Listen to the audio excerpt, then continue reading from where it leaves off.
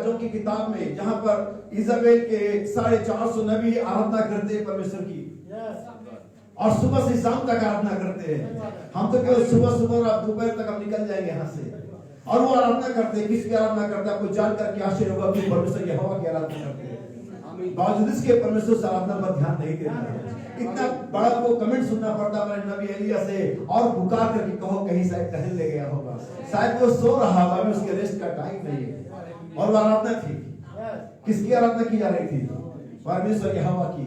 अभी मत कहना कि हम और वो लोग आराधना जो हिंदू लोग करते हैं उन पर ध्यान नहीं देता परमेश्वर, उससे हमें कोई मतलब ना। सुबह परमेश्वर के वचन में परमेश्वर के लोग ऐसी आराधना करते हैं, परमेश्वर ध्यान नहीं देता है। और वो आराधना वो होती है जब अपने जीवन में गलत रहते हुए आप वर्शिप करते हैं। मैं भी आप चर्च में खड़े होते हैं, शायद आप सबसे ऊंची आवाज में गाते होंगे, शायद आपकी तालियों की आवाज ढोलक की स्पीड से ज्यादा होगी, लेकिन तो भी परमेश्वर पर ध्यान, क्योंकि ये वचन के साथ गलत रहते हुए किया जाता है। हालेलुया। और ये पहली प्रकार की आराधना है। और दूसरी प्रकार की आराधना मत्ती 15 में पाई जाती है, जिसे यीशु ने कहा वो व्यर्थ मेरी आराधना करते हैं। They are worshipper, they are true worshipper। वे सच्चे आराधक है सच्चे परमेश्वर की। लेकिन ये आराधना भी क्या है? क्योंकि वो अपनी आराधना में, अपने लाइफ में परमेश्वर के वचन के साथ और भी बहुत सारी चीजों को सम्मिलित कर लेते हैं। क्या समझे? फर्स्ट वर्शिप, पहला आराधना ऐसा है जो की जाती है परमेश्वर की, लेकिन परमेश्वर को ध्यान, क्योंकि वो वचन के साथ गलत रहते हुए की जाती है। दूसरी आराधना की जाती है सच्चे हृदय से की जाती है, सिंसियरली की जाती है, लेकिन परमेश्वर उसे व्यर्थ में कहता है। मतलब शायद परमेश्वर से सुन तो लेता है, लेकिन उसे कोई फायदा नहीं होता है। और ये दूसरी प्रकार की आराधना है, और ये भी आराधना परमेश्वर के लोग ही कर रहे हैं, और ये आराधना भी परमेश्वर के लिए ही की जा रही है। लेकिन वो आराधना क्या है? व्यर्थ है। पहली आराधना क्या है? अनसुनी है। दूसरी आराधना व्यर्थ है। लेकिन एक और आराधना है जिसके बारे में आज सुबह मैं आपको बताना जा रहा हूँ, जो यूहन्ना की 4 अध्याय में पाया जाता है। भक्त जन आत्मा और सच्चाई से आराधना, और वही आराधना है जिसे परमेश्वर ढूंढ रहा है, वही आराधना परमेश्वर चाहता है। परमेश्वर ऐसे आराधकों को, ऐसे वर्शिपर्स को ढूंढ रहा है जो आत्मा और क्या आज सुबह में आत्मा और सच्चाई से आराधना के लिए तैयार है। इसके लिए आपको आपकी आत्मा नहीं, परमेश्वर की आत्मा चाहिए। लेकिन हमारी मजबूरी है, हम बहुत सारे विचारों के साथ यहाँ पर आते हैं। शैतान ने हमारे दिमाग में बहुत सारी बातें भर रखी हैं और हमें डिस्टर्ब करती है। लेकिन मैं अपने डेस्टिनी को डिस्टर्ब नहीं होने दूंगा। मैं मेरे गंतव्य को कभी भी डिस्टर्ब होने, आपने उस घोड़े को देखा होगा जो तांगे में चलता है, इसके दोनों आंखों की तरफ ऐसा पट्टी लगा दिया जाता है, क्योंकि वो बिलकने वाला घोड़ा होता है। बहुत सारे हॉर्न से, बहुत सारी गाड़ियों के चिल्लों से वो बिलक सकता है, लेकिन उसके मालिक ने उसके आंखों के दोनों साइड में एक ऐसा लगा रखा है, वो कुछ इधर उधर, वो सीधा स्ट्रेट देखता है, वो आगे बढ़ता है। कुछ भी इधर हो, कुछ भी उधर हो, मुझे कोई परवाह नहीं, कलीसिया में क्या हो रहा है। अब तक मैं आराधना कर सकता हूँ, लेकिन अगर बहुत ज्यादा देख रहे हैं उसको ये वो उसने ऐसा, आप यहाँ ऐसे जाएंगे ठंडे और ठंडे ही चले जाएंगे। लेकिन मैं जानता हूँ मेरी डेस्टिनी क्या है, मैं जानता हूँ मेरा गंतव्य क्या है। मैंने सारे बोझ को एक तरफ नीचे पर, आओ हर कुल जाने वाले पाप और उस बोझ को किनारे करके उस दौड़ को दौड़े और अपने भाग्य करता यीशु की ओर देखते रहे। हालेलुया। इधर तैयार है। आमीन। शैतान का लोग वो ट्राई करता है, और पिछले 6000 सालों से ट्राई कर रहा है, और सभी भी ट्राई करने दो, वो बस ट्राई करता रहेगा। अब मैं आगे बढ़ता हूँ, बल्कि हर एक बिलीवर जो सच में परमेश्वर से प्रेम करता है, जिसने मैं गंतव्य तय कर दिया है, वो आगे बढ़ता रहेगा, वो आगे बढ़ता रहेगा। ओ क्रिश्चियन सोल्जर, ए मसीही सिपाही, आगे कदम बढ़ो। हालेलुया। आइए सर्व हो चुका है। स्वर्गीय पिता, धन्यवाद देते आज की सुबह की सभी के लिए पिता, फिर से एक बार आपकी चरणों में आते पिता, और अपने जीवन को अपनी आत्मा बनाने के साथ, अपने सारे विचारों के साथ मेरे बेटी पर अर्पित करते हैं, और चाहते हैं तेरे पवित्र आत्मा पिता आज इस सुबह में मुझे, मेरे प्रत्येक भाई और बहन को अंडर कंट्रोल में लेने पिता। प्रभु शैतान की हर एक युक्ति को, हर एक स्पिरिट को पिता मैं प्रभु यीशु मसीह के नाम में जगह से स्थापित करता हूँ पिता। मैं चाहता हूँ तेरा महान पवित्र आत्मा जो आशीषों का स्रोत है पिता, जो आनंद का मूल है पिता, जो उद्धार का कारण है पिता, तेरे प्रत्येक बच्चों पर कब्जे जमा है पिता। जो कुछ हमने गीत गाया पिता, प्रार्थनाएं की पिता, दान और दसवां पिता, हर एक को ब्लेस कर पिता परमेश्वर। जितने लोग आ चुके पिता उनकी सहायता कर, और जो मार्ग में पिता उनकी मदद को सहायता कर प्रभु जी। प्रभु होने पाए कि तेरी उपस्थिति में वचन पहचानी जाए पिता, और तेरा वचन प्रत्येक के हृदय में स्थान पा सके प्रभु। सारी महिमा और आदर अपने आप को इस वेदी पर अपने सारे विचारों को पिता तेरी वेदी पर ले आता हूं प्रभु। और मैं चाहता हूं तेरी आत्मा उन बातों को ले जो आज जरूरी है पिता, और उन्हें सामर्थ के साथ तेरे लोगों के प्राणों में डाल दिया जाए पिता। मैं सारी महिमा आदर इस बिल्डिंग को, इस एटमॉस्फेयर को, हर एक चीज के तेरे हाथों में देते हुए प्रार्थना धन्यवाद के साथ प्रभु यीशु मसीह के नाम में मांगते हैं। Only believe all things are possible। हाथों को उठाइए, हृदय से चढ़ाइए।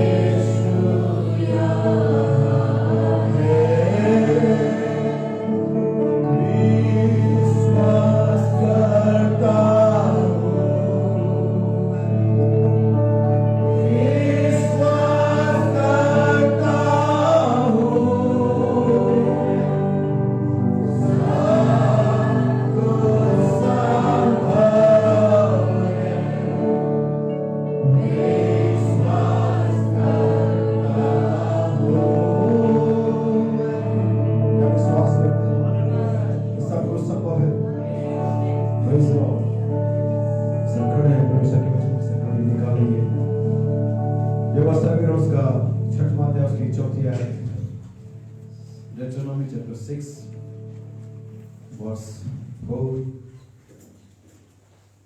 व्यवस्था विवरण उसका छठवां अध्याय उसकी चौथी आयत पढ़ूंगा, उसके बाद में पढ़ूंगा जकरिया नबी की किताब उसका 14 अध्याय उसकी 9वीं आयत, देन लास्ट में Ephesians chapter 4 verse 4। Deuteronomy chapter 6 verse 4 व्यवस्था विवरण 6 उसकी चौथी आयत। हे इस्राएल सुन, यहोवा हमारा परमेश्वर है, यहोवा एक ही है। जकरिया और उसका 14 अध्याय बुक ऑफ जकरिया चैप्टर 14 वर्स 9। तब यहोवा सारी पृथ्वी का राजा होगा और उस दिन एक ही हवा और उसका नाम भी एक ही माना जाएगा। Ephesians chapter 4 verse 4 and 6, Ephesians की पत्री उसका 4था अध्याय और उसकी 4थी आयत से लेकर के आगे तक पढ़ूंगा। Ephesians chapter 4 verse 4। एक ही देह है और एक ही आत्मा, जिसमें तुम्हें जो बुलाए गए थे, बुलाए जाने से एक ही आशा है, एक ही प्रभु है, एक ही विश्वास और एक ही बपतिस्मा, और सबका एक ही परमेश्वर पिता है, जो सबके ऊपर और सबके मध्य में और सब में है। प्रभु के वचन पर स्वर्ग हम झुकाएंगे थोड़ी देर के लिए, और फिर से एक बार इस वचन को प्रत्येक भाई बहन को तेरा नाम देता हूँ। तेरी आशीष हम सभी के लिए मांग, तेरी प्रार्थना प्रभु यीशु मसीह के नाम में मांगते हैं, आमीन। प्रभु सभी को आशीष दें। Praise the Lord. Yeshu Masih के नाम मुबारक हो। हालेलुया। परमेश्वर की गुहार में होना परमेश्वर का धन्यवाद का विषय है। परमेश्वर के लिए हम इसके लिए परमेश्वर का प्रभु यीशु मसीह के नाम में धन्यवाद देते हैं कि मैं यहाँ हैं। और मैं देख रहा हूँ कि मेरा प्रचार से पहले गला खराब हो चुका है, लेकिन मैं विश्वास करता हूँ कि जिस परमेश्वर ने मुझे विषय दिया है, समझ दिए, वही परमेश्वर मुझे आवाज भी देगा। Hallelujah, hallelujah. मैं विश्वास करता हूँ कि प्रभु आप सभी को इसे सुनने के लिए समझ और शक्ति और यहाँ पर बैठे रहने की सामर्थ प्रदान करेगा, ताकि इस ठंड में परमेश्वर के वचन से थोड़ी गर्मी पा सके। आमीन। आमीन। कहता है कि जब अगर आप दुनिया में कहो से अगर पुराने जमाने में रहे देखा है, तो जब पुराने जमाने में ठंड पड़ती थी तो लोग थोड़ा सा कहीं से लकड़ी जला लेते थे और वहाँ पर एक आग हो जाती थी और लोग वहाँ पर आकर के बैठे रहते थे। तो जो भी आता था उसके बाद भी कुछ होता था कि उसमें कुछ डाले ताकि वो आग और बढ़ सके, वो और तेज हो सके और उसमें गर्मी आ सके और आने वाला व्यक्ति उसमें कुछ डालता। और अगर ऐसा प्रत्येक व्यक्ति करे तो वास्तव में बहुत ज्यादा आग होगी, और जब वो बहुत ज्यादा आग होगी तो लोग उससे गर्मी पा सकेंगे। हालेलुया।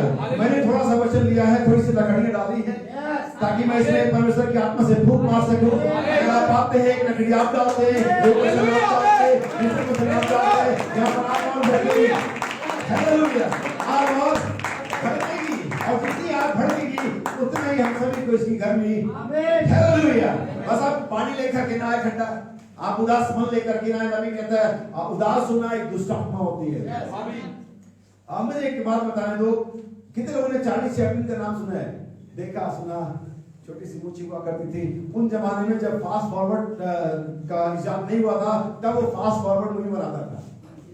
जब आपके रिमोट में फास्ट फॉरवर्ड नहीं होता था, तब वो उसकी मूवी फास्ट फॉरवर्ड होती थी, चार्ली चैपलिन।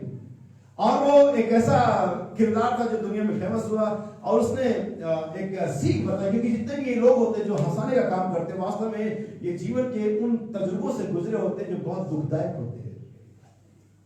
और हंसाना, दुनियावी तौर से लोगों को हंसाना, एंटरटेन करना वास्तव में बड़ा कठिन काम है। और तब उस चार्ली चैपलिन ने एक इंटरव्यू में लोगों को बताया कि कैसे खुश रहा जा सकता है और कैसे दुख को साइड किया जा सकता है। और उसने लोगों को एक जोक सुनाया, और लोगों ने पहला बार उसे जोक सुनाया, लोग बड़े हंसे और तालियों की गड़गड़ाहट और ठहाकों की मजे आ गए। और उसने कहा वाह व्हाट अ जोक। लेकिन जो मैं सुनाने जा रहा हूँ, जो इस कहानी, ये जोक नहीं है, ये रियलिटी है। और उसने फिर से वही जोक दोबारा सुनाया, और इस बार जो गड़गड़ाहट की तालियों की और साउंड जो था का वो कम था। और तीसरी बार फिर वही जोक सुनाया, आज बार सन्नाटा था। उसने कहा क्यों? मैंने पहली बार जब जोक सुनाया सभी लोग हंसे, सभी लोग चिल्लाए, सभी ने तालियां बजाई। दूसरी बार थोड़ा कम, और आखिरी बार ये खत्म हो गया।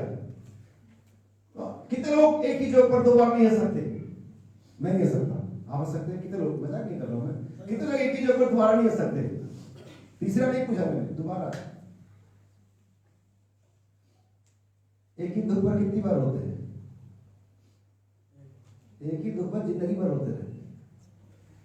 एक जोक पर दोबारा नहीं हंस सकते, तो एक ही दुख पर बार बार रोते क्यों? बड़ी सिंपल सी बात है। जो व्यक्ति एक जोक पर दोबारा हंस नहीं सकता, तो एक ही दुख पर जिंदगी भर रोता क्यों है? क्या मूर्खता नहीं है? एक ही जोक पर दोबारा हंसना अगर मूर्खता में आता है, तो एक ही दुख पर दोबारा रोना भी मूर्खता में ही आता है। क्या समझ पाया? लेकिन अब एक ही दुख को लेकर के, एक ही परेशानी की बात को लेकर के बार बार दुखी, बार बार दुखी, बार बार टेंशन, बार बार चर्चा, ये मूर्खता है। चिंता ना करो, बाइबल कहती चिंता अपनी सारी चिंता उसी पर। हम बार बार उनकी दुख पर चिंता करते, ये मूर्खता है। ठीक वैसी मूर्खता जैसे एक ही जोक पर बार बार हंसना मूर्खता कही जाती है, वैसे एक ही दुख पर बार बार रोना भी मूर्खता कही जाएगी। जहां तक लॉजिक मुझे समझ में आता है, क्या सही बात नहीं है मेरे भाई और बहन? परमेश्वर चाहता है कि हम परमेश्वर के वचन के कारण आनंदित रहे। आमीन, हालेलुया। लेकिन हम दुखी रहते हैं अपने चारों तरफ के सराउंडिंग की वजह से। वो किसी ने सही कहा है कि लोग अपने सुख से उतने सुखी नहीं जितना दूसरों के दुख सुख से दुखी है। हालेलुया। अगर मैं और आप या कोई व्यक्ति सीधा परमेश्वर के साथ कनेक्ट हो जाए तो उसको मतलब है कि दुनिया में क्या हो रहा है, संसार में क्या हो रहा है, कौन क्या और कौन कैसा, वो तो जानता है। उसके साथ परमेश्वर के साथ मामला सही चल रहा है। हालेलुया। और यही वजह कि हमारे पास बेदारी नहीं होती है, यही वजह कि हम परमेश्वर की वो आराधना नहीं कर पाते जिसे हमें करनी चाहिए। आमीन। क्या समझ रहे हैं मैं क्या कह रहा हूँ? कलीसिया में बहुत सारी बातें रहती हैं। हमारा नबी एक बड़ा बढ़िया एग्जांपल देता है। मैं उस कोट को ढूंढ रहा था, मैंने कुछ साल पहले पीछे जब यहाँ हमारा चर्च पढ़ता तो मैंने इसे पढ़ा था, और अगर आप कहेंगे तो मुझे दोबारा आपकी ढूंढ के निकाल दूंगा। और नबी कहते से कोई मतलब नहीं कि मैं कितना प्रार्थना करके आता हूँ, मैं कितना अध्ययन करके आता हूँ, मैं कितना उपवास करके कलीसिया में आता हूँ। जब मैं पुलपिट पर आता हूँ, मैं पाता हूँ कि सामने लोगों के अंदर में कुछ मनमुटाव है, कुछ बैर भाव है, कुछ बिटरनेस है, तो ये काम नहीं करेगा। आमीन। चाहे मैंने पूरे हफ्ते भर अध्ययन किया हो, चाहे मैंने पूरे 2 दिन और 3 दिन उपवास रखा हो, और चाहे मैंने रात भर प्रार्थना बिताई हो, अगर वहां पर लोगों के अंदर में कोई कड़वाहट है, बैर भाव है, मन मुटाव है, ये कार्य नहीं करेगा। हालेलुया। क्यों नहीं कार्य करेगा? क्योंकि लोग इसे रिसीव करने के लिए तैयार नहीं है, लोग इसे एक्सेप्ट नहीं कर रहे हैं। ये उनके सर के ऊपर जा रहा है क्योंकि ऑलरेडी वे फील्ड हैं, भरे हुए हैं। किससे? उन अनर्गल बातों से जो उनके लाइफ में कोई मैटर नहीं करती है, जो उनके जीवन कोई संबंधित नहीं है, जो उनसे कोई लाभ के लिए। इन बातों से हम भरे हुए हैं। इसलिए पास्टर का सरमन, प्रचारक का सरमन आपके सर के ऊपर से जाता है, और आप जिस अवस्था में आए होते हैं उसी अवस्था में चले जाते हैं। लेकिन आज तक इतिहास के अंदर में कोई ऐसा व्यक्ति नहीं हुआ, न कभी हुआ, न आज है, न कभी होगा, जिसने यीशु से मुलाकात करी हो और वैसे लौट गया हो। कभी नहीं हुआ ऐसा, ना ही ये कभी होगा। आमीन, हालेलुया। क्योंकि हो ही नहीं सकता कि परमेश्वर के पुत्र यीशु मसीह से मुलाकात करें और आप जैसे हैं वैसे लौट जाएं। आमीन। It's impossible. आमीन। ये असंभव है, कभी ऐसा नहीं हुआ। आमीन। आमीन। ये हो नहीं सकता कि आप चर्च में आए, पवित्र आत्मा की सुने और आपका हृदय शांत रहे और आप पूरी तरह से पापों से आजाद रहे और आपका जीवन वैसे चलता रहे। ये नहीं हो सकता। अगर ऐसा होता है, जबकि हम सोचते हैं हम वचन तो बोल रहे हैं, हम बीज तो बिखरा रहे, लेकिन रिजल्ट किधर है, फसल कहां है? जैसा कि मैं बता चुका हूं, बाइबल में 3-4 प्रकार की जमीन के बारे में बात करती है। कितने प्रकार की जमीन? और बीज कितने प्रकार का? सिंगल, वन, एक ही प्रकार का बीज। प्रॉब्लम बीज में नहीं है, ये मैं हमेशा बता चुका। इससे प्रॉब्लम अब्राहम में नहीं थी, वैसे प्रॉब्लम बीज में नहीं है। यही वचन जिसे हम और सुनते हैं बैठे, यही वचन बहुत सारे लोग फेसबुक पे सुनते हैं। और मैंने लॉकडाउन से लेकर तक ऐसे 4-5 कॉल अटेंड करी है लोगों से कांटेक्ट में हूं, जो जिन लोगों को मैं जानता नहीं, मिला भी नहीं कभी, और उनके लाइफ बदल के लोग चंगे हो गए। लोगों ने रेवलेशन पाया, लोगों ने समझ पाई। और ऐसा नहीं कि हाँ नहीं, यहां पर भी लोगों ने पाया होगा, लेकिन 4 प्रकार की जमीन है, बीज एक ही है। हालेलुया। नूह का जहाज एक ही था, जल का प्रलय एक ही था, लेकिन उसी जल के प्रलय में कुछ लोग बहा दिए गए, कुछ लोग बच गए। आप समझे? प्रॉब्लम वचन में नहीं है, प्रॉब्लम लोगों में है। हालेलुया। कुछ तो 30 गुना और कुछ तो 60 गुना और कुछ तो 100 गुना। एक ही वचन आता है, जैसा कि मैं बता चुका। मैंने पठानकोट में जब मैं था, मैंने वन बॉडी के मसीह के एक देह के बारे में प्रचार किया था, और कभी समय लगा तो मैं यहाँ पर से और इसी तरीके से प्रचार करूंगा। कोई व्यक्ति खाना ऐसा नहीं खाता कि अपने हाथ की अलग खाता हो और अपने पैर की अलग खाता हो। अभी जो मैं दिन का खाना खा रहा हूँ, ये मेरे दिमाग के लिए है, और रात का खाना मेरे पेट के लिए होगा, और सुबह का खाना मेरे पैर के लिए होगा। कोई ऐसा खाता है क्या? वो एक ही खाना खाता है। और दिमाग, हमारी बॉडी की जो इंटेलिजेंस देखिए, इसकी बुद्धिमत्ता देखिए कि कैसे वो पेट वो जो हमारा हार्ट है उस खून को हर जगह कैसे डिस्ट्रीब्यूट करता है। परमेश्वर ने इतना बढ़िया इंटेलिजेंस के इस बॉडी को बनाया है। सच बात है। आमीन। क्या मैं अपने अलग-अलग कभी अलग-अलग खाना नहीं खाना पड़ता। आमीन। परमेश्वर की बॉडी के लिए, इस मसीही देह के लिए एक ही वचन देता है। आमीन पुलपिट से एक ही व्यक्ति प्रचार करता है, एक ही मैसेज प्रचार करता है, परमेश्वर का इंटेलिजेंस उसे कलीसिया में डिस्ट्रीब्यूट कर देता है। हालेलुया आमीन हालेलुया आमीन हालेलुया। आपने से क्या पाया, आपने से कैसे पाया, ये आप पर डिपेंड करता है। नबी कहता है इसे कोई मतलब नहीं मैं कितना प्रार्थना करता हूँ, कितना उपवास रखता हूँ, कितना अध्ययन करता हूँ, लेकिन जब मैं आता हूँ और लोग उस अवस्था में नहीं है, ये कार्य नहीं करता है। और ठीक ऐसे मेरे साथ भी है, किसी भी प्रचारक के साथ ही मामला ऐसा ही है। मैं तो कोट पढ़ूंगा पेज नंबर 45 और पेज नंबर 75। संदेश का नाम है मैं इस यीशु का जो मसीह कहलाता है क्या करूं। और इस संदेश का पेज नंबर 45 पेज नंबर 75 पहले पढ़ता हूं, पेज नंबर 45 से पैराग्राफ 110। नबी कहता है, मैं बल्कि इसके 109 से पढ़ देता हूं। वो इसे नहीं जानता, ठीक है, यंत्र की नहीं जानता, वो तो इसकी गतिशीलता ही जानता है। नबी कहता है बहुत सारी बार हम बहुत सारी चीजों की जो मैकेनिक है उसको नहीं समझते। जब यहाँ पर बहुत सारे ड्राइवर है, मैं भी एक ड्राइवर हूँ, लेकिन मैं उस इंजन के बारे में कैसे वो काम करता है, उसके पिस्टन कैसे काम करता है, उसका रिंग कैसे काम करता है, उसके पॉइंट कैसे काम करते हैं, डिस्ट्रीब्यूटर कैसे काम, मैं नहीं जानता। लेकिन एक बार जो मैं जानता हूँ, मैं गाड़ी चला के चला जाता हूँ। लेकिन जब गाड़ी खराब हो जाती तो मुझे वहां जाना पड़ता है जो उसका मैकेनिक जानता है। मैं मैकेनिक नहीं हूँ, मैं ड्राइवर हूँ, लेकिन मैं उसे चलाना जानता हूँ और मुझे इसी से मतलब है। जब खराब होती तो मैं उसे मैकेनिक के पास, बहुत सारी बार हम मैकेनिक जाने की कोशिश करते हैं जो हमारा काम नहीं है।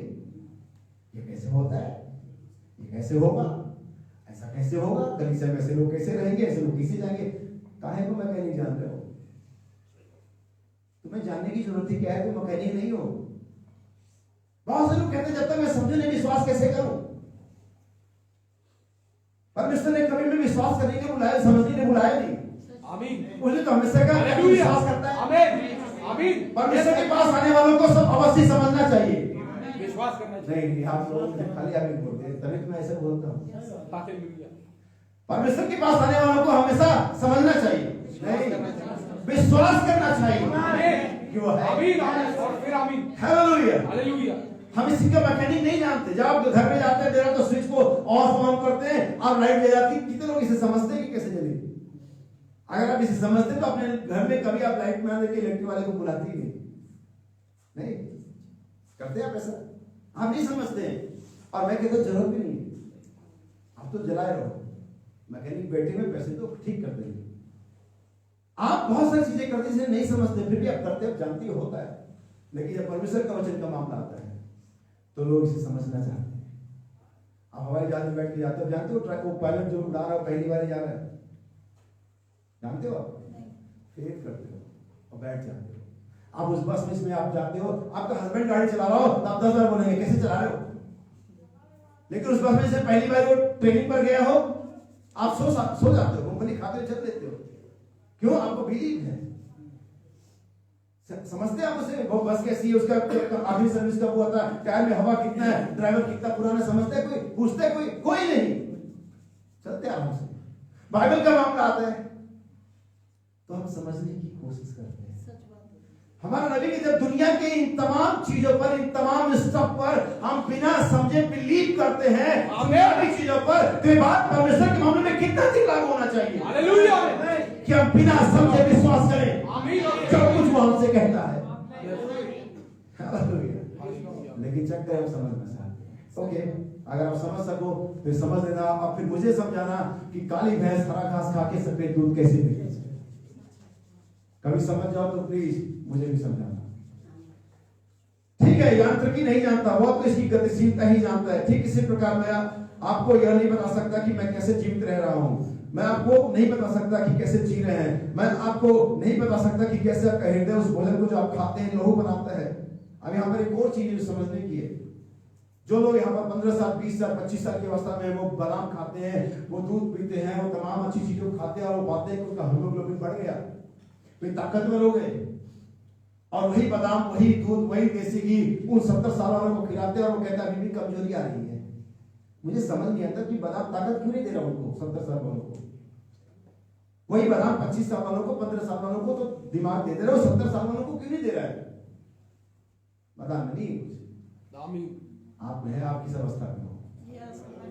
70 साल आदमी कुछ भी खा ले, कितना भी ताकत का खा ले, वो उतना ही रहेगा जितना वो है। लेकिन यही अगर 15 साल वाला, 20 साल वाला, 18 साल वाला खाएगा, वो ताकतवर चौड़ा होता जाएगा।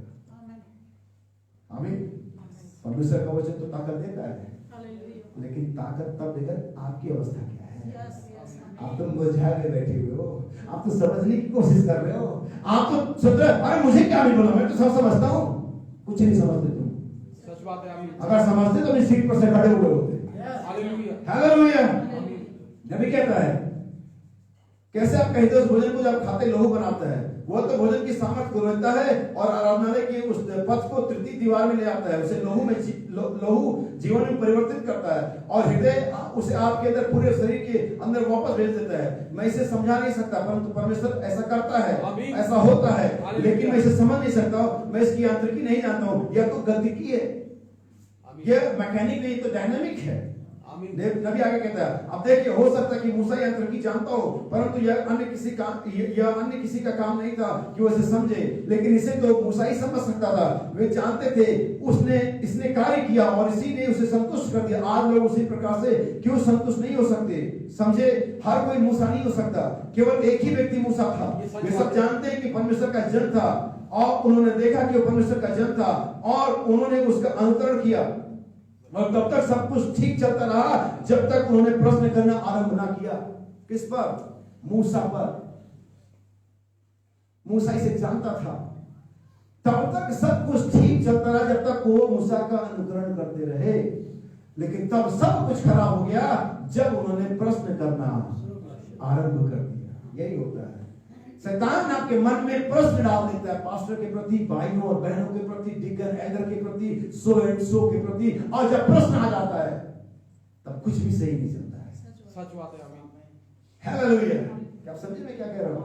नबी कह रहा तब तक सब कुछ ठीक चलता रहा जब तक उन्होंने प्रश्न करना आरंभ ना कर दिया हो।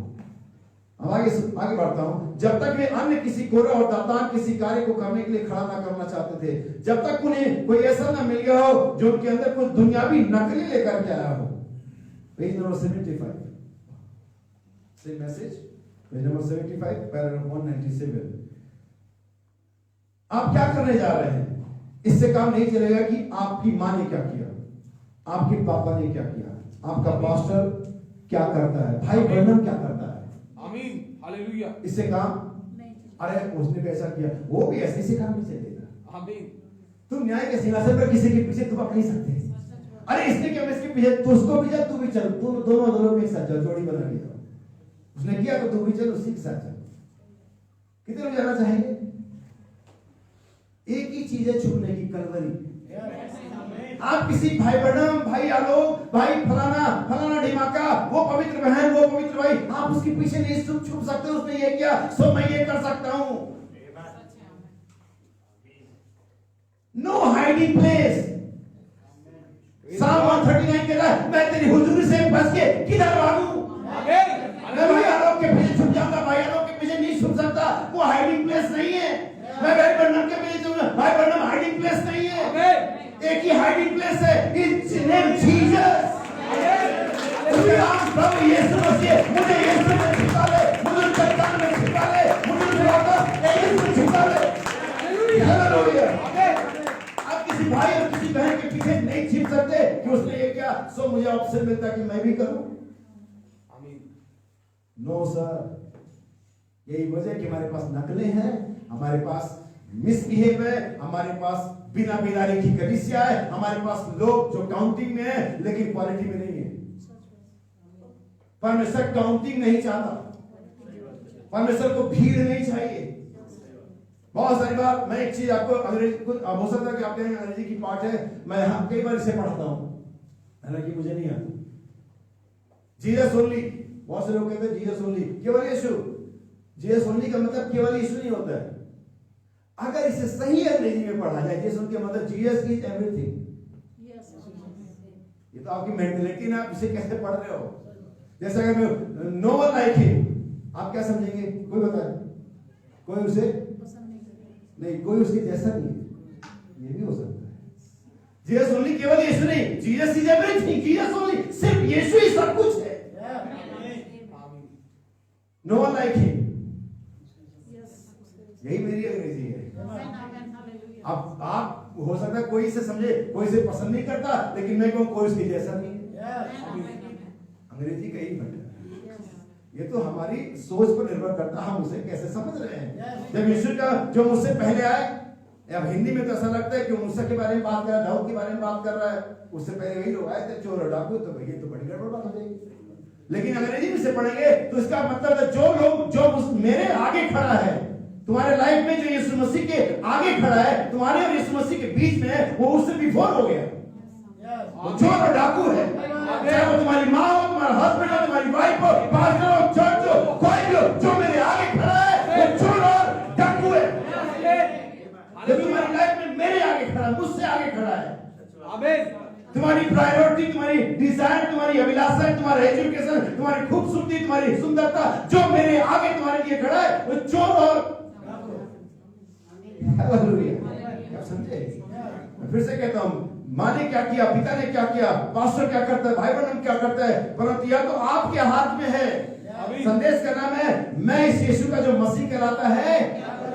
यहाँ पर दो संदेश, अगर आप जाकर के टेबल पढ़ेंगे, एक संदेश का नाम है हम इस यीशु का जो मसीह कहलाता है क्या करें, ग्रुप, बट हियर मैं, ये हमेशा आपके हाथ में है। आप ग्रुप वाइज फैसला नहीं ले सकते, उसने किया सो मैं कर सकता हूं, वो नहीं करता सो मुझे कोई मतलब नहीं, ये मैं क्या करूं है। आमीन। ये पर्सनल आपके साथ इंडिकेट कर रहा है, यीशु मसीह का रिलेशन पर्सनल, अगर वो पर्सनल सेवियर है तो फिर आपका पाप आप पंचायती क्यों बनाते हो? अगर वो सेवियर पर्सनल है तो सिन ग्रुप में क्यों होता है, या ग्रुप पर या कलीसिया पर क्यों बढ़ा जाता है? कलीसिया में तो सब ऐसे हैं, तो फिर यीशु मसीह कलीसिया का सेवियर है, पर्सनल सेवियर नहीं हुआ। ये मेरा पर्सनल अफेयर है, डोंट डिस्टर्ब, मुझे कोई डिस्टर्ब ना करे, ये मेरा पर्सनल अफेयर है यीशु मसीह के साथ। आमीन, हालेलुया। पर्सनल अफेयर होता है तो मम्मी पापा भी किनारे रह जाते हैं। आमीन। पंचायत के किनारे रह जाती, चाहे वो खाप पंचायत हो, चाहे हरियाणा की पंचायत हो, और चाहे वो तुगलकी फरमान हो, और चाहे वो शरीयत कानून हो। जब ये अफेयर होते हैं तो कोई पंचायतें कहीं काम ना आती, इट्स इंडिविजुअल मैटर। जब यीशु मसीह आपके लिए इंडिविजुअल मैटर बन जाता है तब वो आपके लिए कार्य करने के लिए तैयार होता है। Praise the Lord, praise the Lord. आमीन, हालेलुया, आमीन। तालियां देंगे।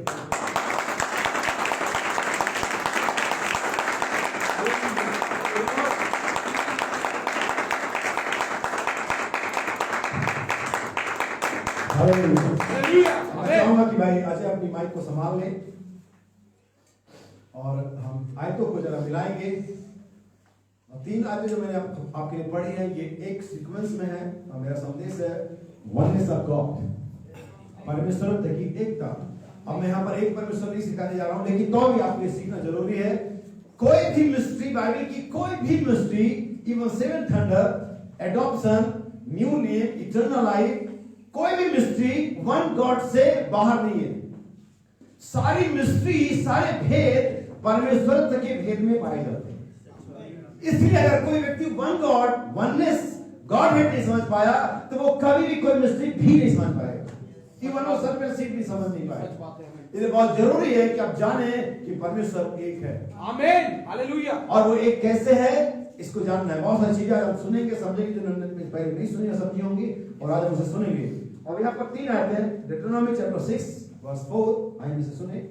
और कुछ आयतें हैं जो मैं बताऊंगा तो आप उसे इंग्लिश में भी पढ़ेंगे, क्योंकि हिंदी में ऐसा लिखा नहीं है, लेकिन हम उसे इंग्लिश में पढ़ेंगे। पढ़िए कोई, ठीक है भाई, आज आप इसे पढ़ें। व्यवस्था विवरण 6:4। हे इस्राएल सुन, यहोवा हमारा परमेश्वर है। सुन, परमेश्वर इस बात को बताने के लिए आपको सुनने के ध्यान से बता रहा कि आप इसे सुने। सुनने का मतलब होता है जान ले। आमीन। सुनने का मतलब सिर्फ यह नहीं होता है हालेलुया, एक बार जान लो।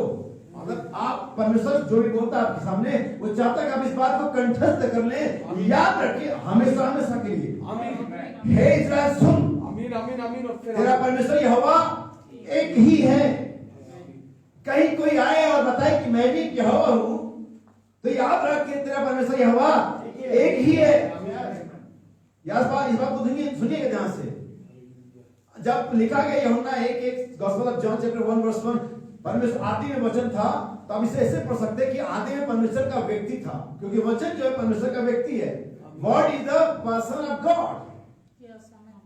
और परमेश्वर, हम इसे ऐसे पढ़ेंगे, आदि में परमेश्वर का व्यक्ति था, परमेश्वर का व्यक्ति परमेश्वर के साथ था, परमेश्वर का व्यक्ति ही परमेश्वर था, और वही व्यक्ति देहधारी हुआ। इसका नाम यीशु है।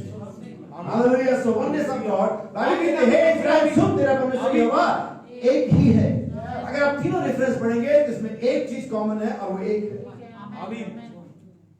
एक चीज जो कॉमन है वो है एक। बाइबल के अंदर में नंबर 7 को ज्यादा महत्व दिया गया है।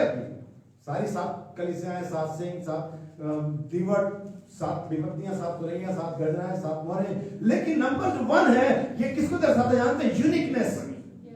ये परमेश्वर के एकमात्र होने के नंबर को रिप्रेजेंट करता है, यूनिकनेस।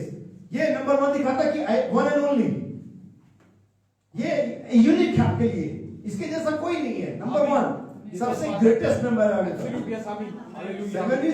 परफेक्ट। लेकिन जो नंबर 1 है वो सबसे यूनिकनेस, परमेश्वर की यूनिकता को, परमेश्वर की अद्वितीयता को, परमेश्वर के एकमात्र परमेश्वर के होने को दर्शाता है। हे इस्राएल सुन, तेरा परमेश्वर यहोवा एक ही है। जकरिया चैप्टर 14 वर्स 9, और उसके बाद इफिसियंस चैप्टर 4 वर्स 4। तब यहोवा सारी पृथ्वी का राजा होगा। तब यहोवा, एक समय आने वाला है। अभी जब हमने इजराइल के बारे में पढ़ा तब परमेश्वर यहोवा सिर्फ इजराइल में राजा था। कनानी, हित्ती, एमोरी, परजी, जबूसी और लोगों के बीच में उनके अपने अपने राजा थे। लेकिन तब एक ऐसा समय के लिए इंडिकेशन दिया जा रहा है कि जब एक ऐसा समय आएगा, और ठीक वो समय की शुरुआत हो चुकी है। तब यहोवा सारी पृथ्वी पर राजा होगा। सुनिए, और उस दिन एक ही यहोवा, उस दिन एक ही यहोवा, और उसका नाम भी एक ही, उसका नाम भी एक ही माना जाएगा। उसके कई सारे नाम, नया नाम आ गए भाई। अच्छा, अगर आपको मैं बताऊं, नूह के जहाज में जो सब थे, सबका नाम नूह था। हमने शादी बारातों की बसें देखी होंगी, गाड़ियां देखी, इस पर लिखा जाता, पहले लिखा जाता था जो भी दूल्हे का नाम और लड़की का नाम होता था, फलाना और धमाका जो भी है उसके साथ। अभी लिखते हैं जायसवाल फैमिलीज, शुक्लास फैमिलीज, मैसीज फैमिलीज, वो एक ही सरनेम लिख देते थे। नहीं, ये भी उनको भी नया रेवलेशन मिल गया, जबकि पुराना रेवलेशन है बाइबल के अकॉर्डिंग। सो नूह के अंदर में सबका नाम नूह था। वहां पर थे मिस्टर नूह, और उसके नीचे लिखा था मिसेस नूह। वहां पर नाम था, क्या नाम था? सेम नूह। जैसे अगर मेरा नाम आलोक श्रीवास्तव, एल श्रीवास्तव, वो श्रीवास्तव जो वो कॉमन रहेगा। आपका जो भी सरनेम चलता है वो नीचे पीछे वही आएगा। अब यहां पर बाइबल के अनुसार, बाइबल कहती है स्वर्ग और पृथ्वी पर सारे घराने का नाम उसी के नाम पर रखा जाता है। और वो नाम कोई डैनियल और मैसी और जॉन और डिकोस्टा नहीं है, वो नाम है JESUS, जीसस। हालेलुया। मुसलमानों का फाउंडर क्या नाम उसका? मोहम्मद। मुसलमानों के फाउंडर क्या नाम है? अब आता है असलम मोहम्मद, रफीक मोहम्मद। उनके फाउंडर का नाम उनके पीछे लगा हुआ, आगे भी लगा, पीछे कहीं भी लगा लो, लेकिन नाम वही है, फाउंडर। एक व्यक्ति मिला प्रचारक से, बोला प्रचारक उसने बोला आप प्रचारक है? बोला है। आपका नाम? उसने मुसलमान ने कहा मेरा नाम है फलाना फलाना रफीक मोहम्मद। उसने कहा मेरा नाम है जॉन जेम्स यीशु जीसस। उसने कहा पागल हो गया, ऐसा कोई नाम है जॉन जेम्स जीसस? हाँ, तुम्हारा तो मोहम्मद है ना, तुम्हारे फाउंडर का नाम, मुझे क्या दिक्कत आ रही है? तुमने तुम्हारे फाउंडर का नाम लगा जो मरा हुआ है, मैंने मेरे फाउंडर का नाम जीवित है। आमेन, हालेलुया, प्रेज द लॉर्ड। क्या प्रॉब्लम है? आलो श्रीवास्तव जीसस, कोई दिक्कत नहीं है। आमीन, आमीन, हालेलुया। सो अगर आप पढ़ेंगे इफिसियंस चैप्टर 3 वर्स 15, वहां पर साफ-साफ लिखा है स्वर्ग और पृथ्वी पर सबका घराने का नाम उसी के नाम पर रखा जाता है। वहां पर सेम नूह था, वहां पर हाम नूह था, वहां पर शेपेत नूह था। वो नूह की फैमिली थी, नोहस फैमिली लिखा हुआ ऊपर। और ये जो फैमिली है, जिस घराना है, इसका नाम यीशु के नाम पर रखा गया है। उसका नाम एक ही होगा, अलग अलग नाम नहीं होंगे उसके, उसका नाम एक ही होगा और वो एक ही परमेश्वर होगा। आइए आखिरी में चलिए यीशु के पास, चैप्टर 4 वर्स 4। एक ही देह है। अब यहाँ पर पहली जो चीज शुरू होती है वो होती है देह के साथ। अगर आप ध्यान से पढ़ेंगे तो यहाँ पर 7 चीजें हैं। कितनी चीजें हैं? क्या क्या है? पढ़ी भाई। एक ही देह है, देह एक और एक ही आत्मा, आत्मा 2, जैसे तुम्हें जो भुलाए गए थे, अपने भुलाए जाने से एक ही आशा है, 3, एक ही प्रभु है, 4, एक ही विश्वास, 5, एक ही बपतिस्मा, 6 और सबका एक ही परमेश्वर और पिता है। 7 is 1। अगर हम इसे अपने मैथमेटिक्स में जोड़े 1 + 1 + 1 + 1 + 1 + 1 = 7। लेकिन अगर इस बाइबल के बारे में 1 + 1 + 1 + 1 + 1 + 1 = 1। एक ही है। Oneness of God. इसलिए तुम 2 करके भी 2 नहीं हो, तुम 2 करके भी एक ही हो। यीशु मसीह और देह, कलीसिया और देह, सर और देह 2 नहीं है। किसी का भी सर और देह 2 नहीं होता है, एक ही में काउंट होता है। अगर आपका सर का देह को अलग करा आप फिर रहेगी नहीं। देह सर के साथ ही काउंट होता है, सर देह के साथ ही काउंट होता है। एक ही है, एक ही देह, एक ही परमेश्वर, एक ही विश्वास, एक ही बपतिस्मा, एक ही आशा, एक ही प्रभु। हमें ये सब कितने हैं? एक हैं। अगर ये परमेश्वर की एकता को देखने, आपको चीज बताता हूं, अगर आपके पास यीशु के अलावा कोई परमेश्वर है तो वो बेवकूफ परमेश्वर है। आमीन। अगर आपके पास यीशु के अलावा कोई परमेश्वर है वो मरा हुआ परमेश्वर है। आमीन आमीन। अगर आपके पास यीशु के अलावा कोई परमेश्वर है तो वो गलत परमेश्वर है। आमीन। क्योंकि यीशु एकमात्र जीवित, बुद्धिमान और समझ वाला परमेश्वर है। आमीन आमीन आमीन। आपके बाइबल से दिखाना चाहता हूं, आगे बढ़ने से पहले पढ़ेंगे यहूदा यूद चैप्टर एक ही अध्याय 26वीं आयत 25वीं आयत को पढ़ेंगे और इसे इंग्लिश में ही पढ़ेंगे क्योंकि हिंदी में वो शब्द लिखा नहीं हुआ है। 25। उस एकमात्र परमेश्वर हमारे उद्धार का। अब यहाँ पर एकमात्र तो लिखा हुआ, लेकिन क्या एकमात्र, ये इंग्लिश में पढ़ेंगे हम इसे। 25। Only wise God, only wise God, एक ही बुद्धिमान परमेश्वर। आमीन आमीन आमीन। बुद्धि से आकाश में है, आमीन। एकमात्र वाइज परमेश्वर। अगर इसके अलावा कोई परमेश्वर किसी के पास है, नॉनसेंस परमेश्वर। आमीन। हालेलुया। क्योंकि बाइबल के अकॉर्डिंग तो वाइज परमेश्वर एक ही है। आमीन। His name Jesus. Absolutely yes amen. Otherwise all God was nonsense. Yes yes amen. मैं नहीं बता रहा, सब बाइबल में लिखा हुआ है। आमीन आमीन। एकमात्र वाइज परमेश्वर, ओनली वाइज गॉड। हालेलुया आमीन। बुद्धिमान परमेश्वर आमीन। कौन है? प्रभु यीशु मसीह हमारा। इसके अलावा जितने भी हैं सब नॉनसेंस। आमीन। अब नॉनसेंस कैसे एक आदमी, तो मैं उदाहरण बता दूं। एक ने काट दिया किसी लड़के का सर और फिर लगा दिया हाथी का। भाई जब तू हाथी का लगा सकता था तो उसी का दोबारा क्यों नहीं लगा दिया? बड़ी सिंपल सी बात थी, सेंस और नॉनसेंस। तू हाथी का लगा सकता है, मतलब एक बड़ा रोग कर दिया, एक तो किया ही था पहले, तूने उस बच्चे को मारा, और दूसरा बड़ा तूने हाथी का भी कर दिया। जब तू दूसरा सर लगा सकता था भाई वाला लगा देता। All other God is nonsense. आमीन। हालेलुया। परमेश्वर ने हम जब पाप में गिर गए हमें छोड़ नहीं दिया, बोला इसी को बचाया, हमें ही बचाया। आमीन। मैं तुझे वापस लेकर के आऊंगा। मैं नॉनसेंस नहीं हूं, आई हैव अ सेंस। मेरे पास बुद्धि है, ये कैसे वापस ले आऊं। हालेलुया।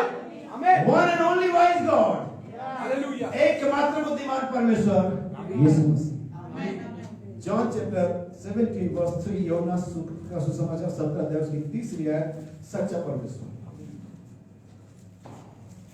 और अनंत जीवन यह है कि वे तुझ एकमात्र सच्चे परमेश्वर, एकमात्र, ओनली ट्रू गॉड। वहां ओनली वाइज, यहां पर वाइज गॉड नहीं है, ओनली वाइज गॉड। यहां पर ट्रू गॉड नहीं है, ओनली ट्रू गॉड। ओनली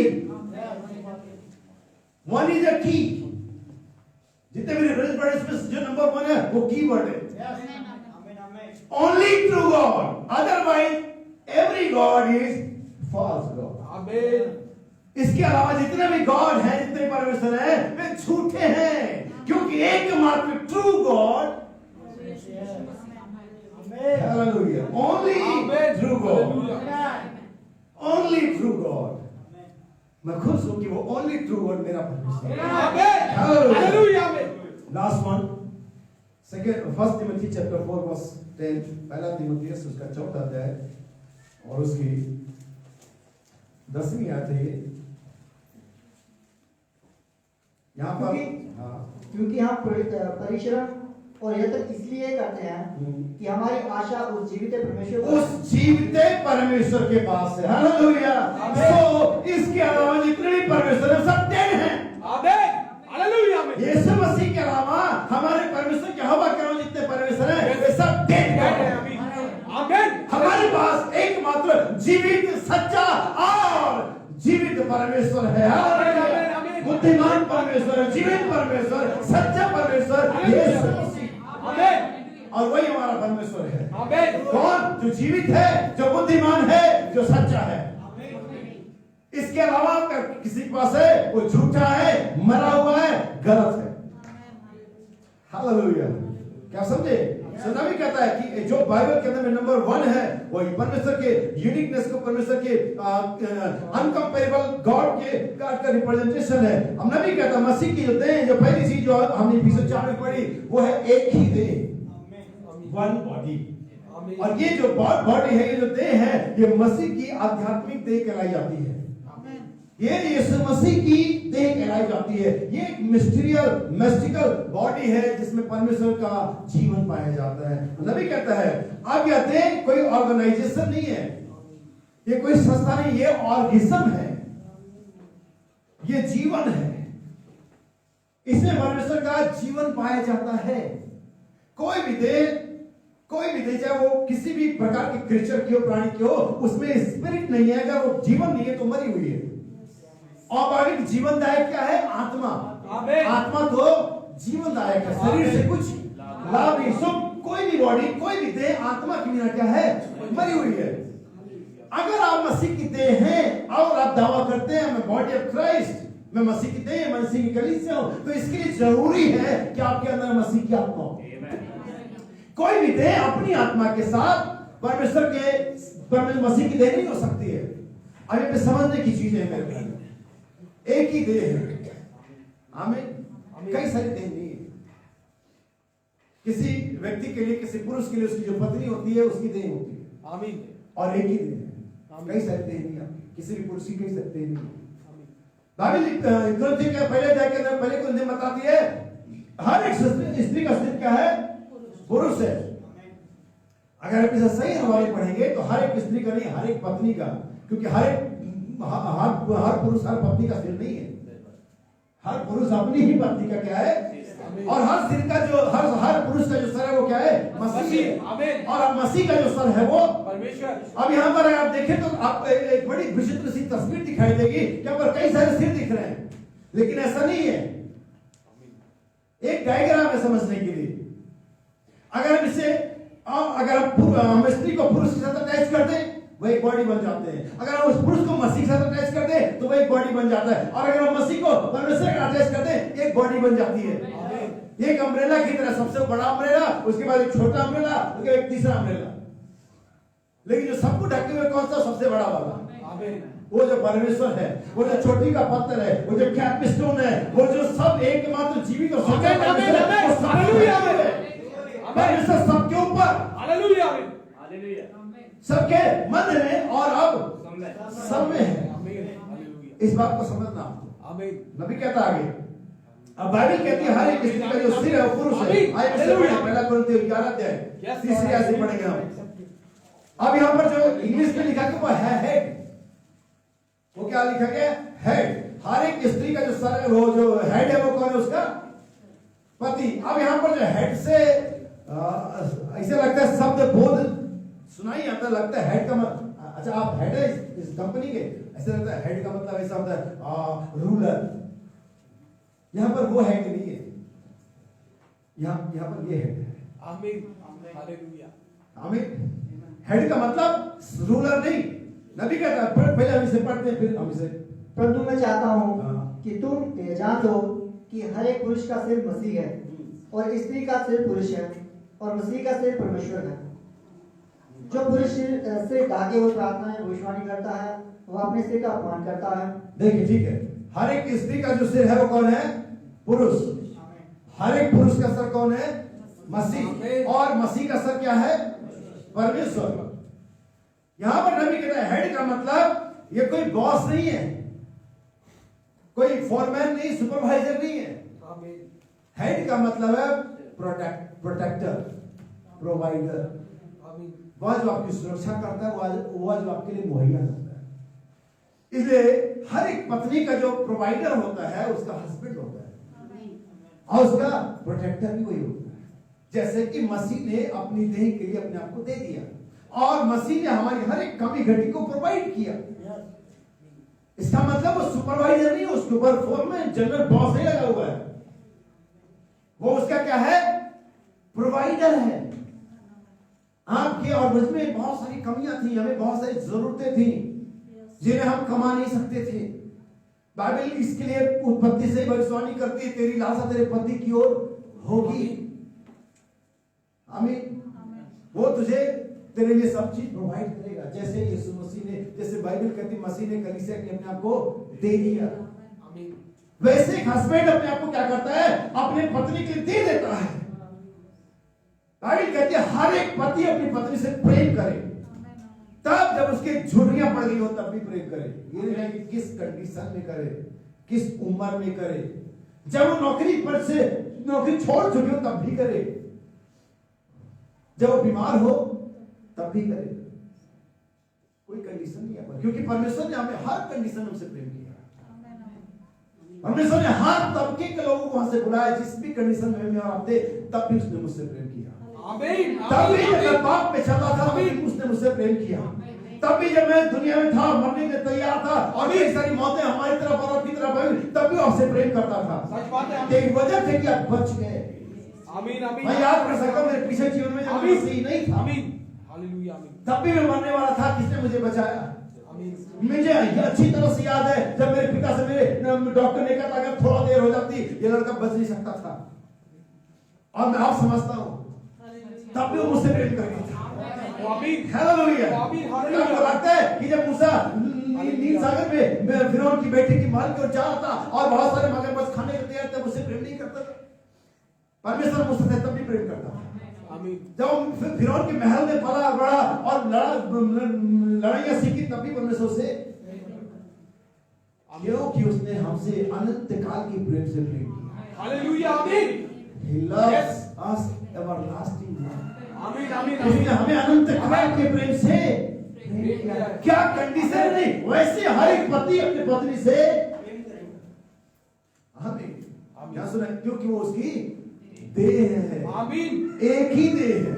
आमीन। हम इस पर रुकेंगे तो बहुत टाइम लग जाएगा कि हमें आगे बढ़ना पड़ेगा। और वो देह कौन है? जिसमें मसीह की आत्मा है, जिसमें मसीह का जीवन, जिसमें मसीह का लहू फ्लो कर रहा है, जिसमें मसीह का लहू ऊपर से नीचे तक दौड़ रहा है, वही मसीह की क्या है? जो मसीह के वचन को लेने के लिए तैयार है वही मसीह की देह है। जो वचन को एक्सेप्ट नहीं करती, जो वचन को रिजेक्ट कर देती, कंसीव नहीं करती, वो मसीह की देह नहीं हो सकती। नबी कहता मेरा बीज मेरा देह के द्वारा आता है, उसकी देह उसकी पत्नी है। परमेश्वर का वचन अगर आपके देह में बोया नहीं जा रहा है, अगर आप कंसीव नहीं कर रहे हैं, अगर आप उसे रिप्रोड्यूस नहीं कर रहे हैं, अगर आप उसे फॉलो नहीं कर रहे हैं, आप मसीह की देह नहीं है। आप हलवानी चर्च के एक सदस्य हो सकते हैं, लेकिन आप मसीह की देह के सदस्य नहीं हो सकते, मसीह की देह नहीं हो सकते। भला इसलिए कि मैं किसी चर्च का सदस्य हूं, मेंबर हूं, मुझे मसीह का देह होना है। तब मेरी वननेस मेरी एकता उसके साथ जुड़ती है। यस आमीन। कोई आपकी पत्नी से नहीं होती कि आपके घर में रहती है, किसी भी की नहीं होती। आजकल चल रहा है वो बिना पत्नी का नहीं भी घर में रहते, फिर भी वो पत्नी नहीं हो जाती।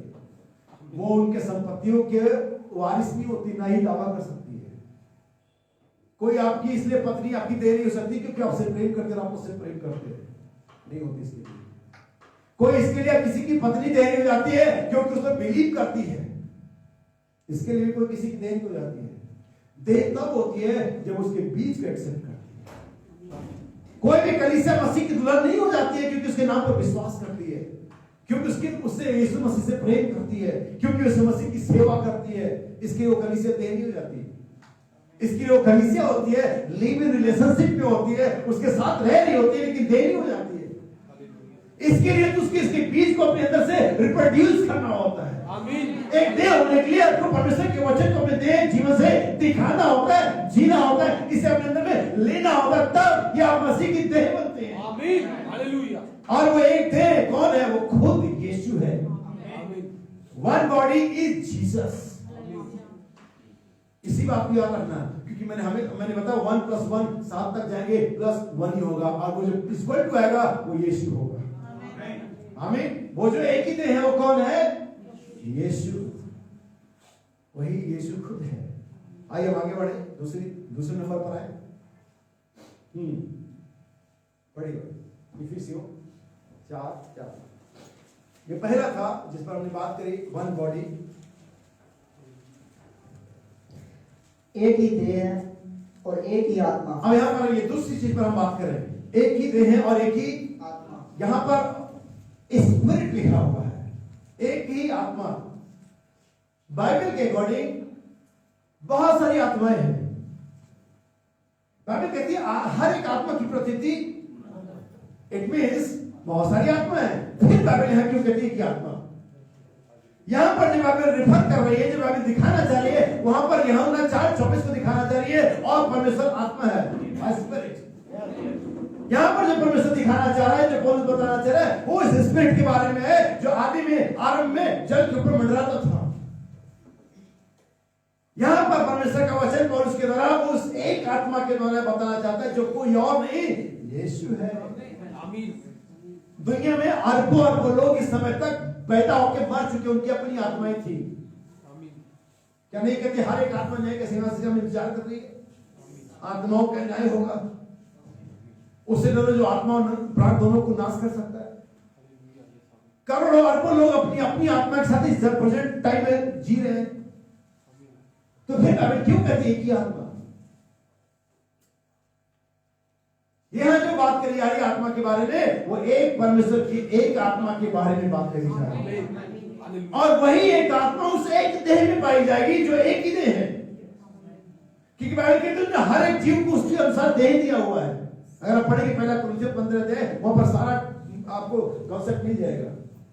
लेकिन पर एक ही जो बॉडी है, एक ही जो देह है, वो इस एक ही आत्मा के द्वारा जीवित रहती है। उस एक ही देह में यही एक आत्मा पाई जानी चाहिए। क्या सुना? नबी कहता है एक ही आत्मा का अर्थ क्या है? अरबों लोग जो अभी अपनी आत्मा के साथ मर चुके हैं, अरबों लोग जो जी रहे हैं, जिनकी अपनी व्यक्तिगत आत्मा है। यूहन्ना 4:24 कहती है परमेश्वर आत्मा है। आमीन। और यह आत्मा कौन सी है? बाइबल कहती मैं यहोवा तुम्हारा पवित्र परमेश्वर हूं। और वही पवित्र परमेश्वर क्या? आत्मा। आमीन। पहला पत्रस 1:16 क्या कहता है? पवित्र बनो क्योंकि तुम्हारा बुलाने वाला कौन? पवित्र परमेश्वर का पवित्र आत्मा। इसीलिए परमेश्वर की आत्मा ही पवित्र आत्मा, क्योंकि परमेश्वर पवित्र है, और चूंकि परमेश्वर आत्मा है, सो परमेश्वर की आत्मा ही पवित्र आत्मा है। क्या समझे? परमेश्वर क्या है? पवित्र। परमेश्वर क्या है? आत्मा। आमीन। यूहन्ना 4:24 क्या कहते हैं? परमेश्वर। पहला पत्रस 1:16 क्या कहती? तुम्हारा बुलाने वाला पवित्र है। तो परमेश्वर जब पवित्र है तो उसका आत्मा क्या है? पवित्र है। उसी का आत्मा एकमात्र पवित्र आत्मा है, और ये देह जो मसीह की देह कहलाती है, इसी पवित्र आत्मा के द्वारा जीवित रहती है। क्योंकि हर देह अपनी आत्मा द्वारा जीवित रहती है। किसी भी देह से उसकी आत्मा निकल जाए तो देह मर जाएगी। सो अगर आप मसीह की देह है, वो वन बॉडी है, वो आपके अंदर ये one spirit, the spirit, Holi spirit होना चाहिए। एक ही देह, एक ही आत्मा। क्या समझे? आगे बढ़ते हैं। अब यहाँ पर एक चीज मैं आपको समझाना चाहूंगा, होली स्पिरिट और होली गोस्ट। जैसा कि मैंने कई बार इसे बता रखा है, आज मैं इसका फर्क बताता हूँ आपको। होली स्पिरिट और होली गोस्ट, पुराने नियम में जो शब्द पवित्र आत्मा किया है वो होली स्पिरिट आया है, लेकिन नए नियम में अगर आप पढ़ेंगे Acts 2:38, फिर तो काम 2 अध्याय उसकी 38वीं आयत, हमने इसे कई बार पढ़ा, लेकिन आज फिर से सुनते और पढ़ते हैं। फिर तो काम 2:38 इंग्लिश में।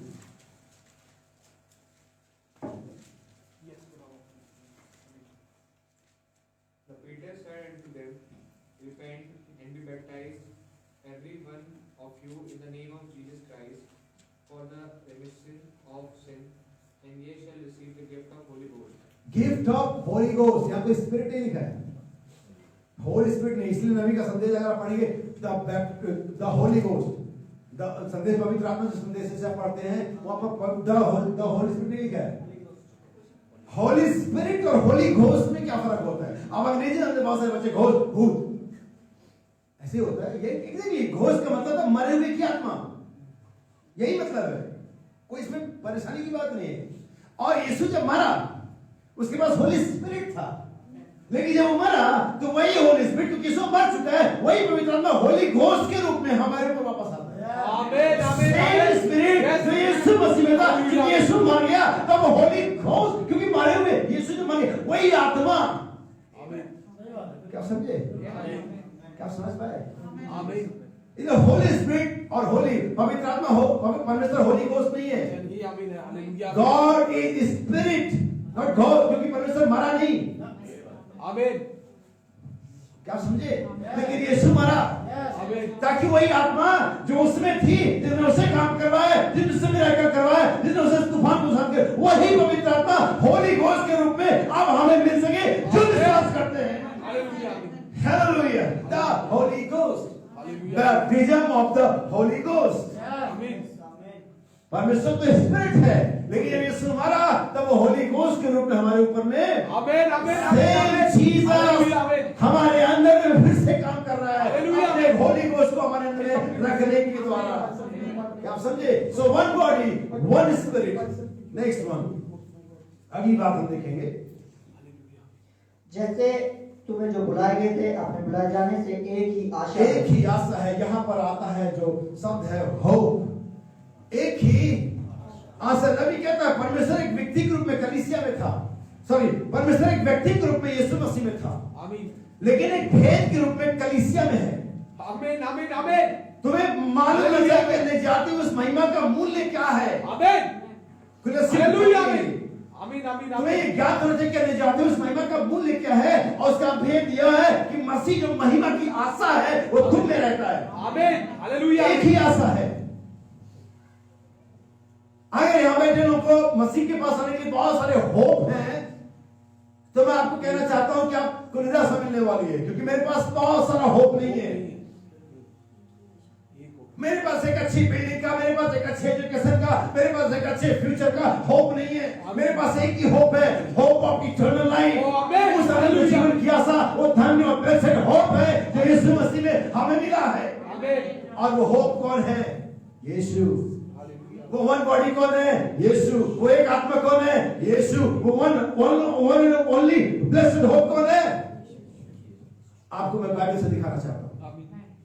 पढ़ूंगा नहीं, क्योंकि बहुत सारा आयतें मैं पढ़नी अभी और भी है, बहुत सारी हमने पढ़ी हैं। जब यीशु मसीह कलवरी पर मर गया, सारी कहानी वहां पर खत्म हो जाती है। लोग अपने अपने घरों को चले जाते हैं। सब चेहरे भी कहीं जाकर के रो रहे होंगे, मरियम भी किधर रो रही होगी, फरीसी भी शांत होकर के अपनी पार्टी ले रहे होंगे, चलो हमने आज निपटा दिया यीशु को। नहीं, अधोलोक में भी सारे सिद्धांत शांत रहे होंगे, चलो हो गया इसका भी। और तब वहां पर दो जन थे जो इमास के रास्ते पर जा रहे थे, और उनके भी जो कदम थे भारी थे, वो बोझिल थे, वो गम से घिरे हुए थे, उदासी से घिरे हुए थे, और वो कहते हमें तो आशा थी। Oh Jesus, Jesus is only hope. Hallelujah. लेकिन उनके नजरिए से, उनकी थिंकिंग से वो होप जाती रही थी। लेकिन जो ब्लेसेड होप है, जो धन्य आशा यीशु है, वो कभी खत्म नहीं। जिसने यीशु पर आशा रखा, जिसने भरोसा किया, वे कभी लज्जित नहीं होंगे। एक ही होप है। हम सबके बुलाए जाने से एक ही होप है, एक ही आशा है। आप जो बुलाए गए आप अलग होप रखते हैं, वो जो बुलाए गए अलग होप रखते हैं, वो जो बुलाए अलग। नो सर, हम सबके बुलाए जाने की एक ही आशा है। वो आशा है कि यीशु आने वाला है, हम जाने वाले, हम अनंत जीवन में रहेंगे। Only one hope. और यीशु की आशा थी। उन्होंने कहा हमें तो आशा था, हमें तो निश्चय था। उनको लगा उनकी आशा जाती रही, लेकिन नहीं श्रीमान, जिनकी आशा यीशु है वो जाती नहीं रहेगी, वो कभी खत्म नहीं होगी, वो तो पूरा करने वाला है। आमीन।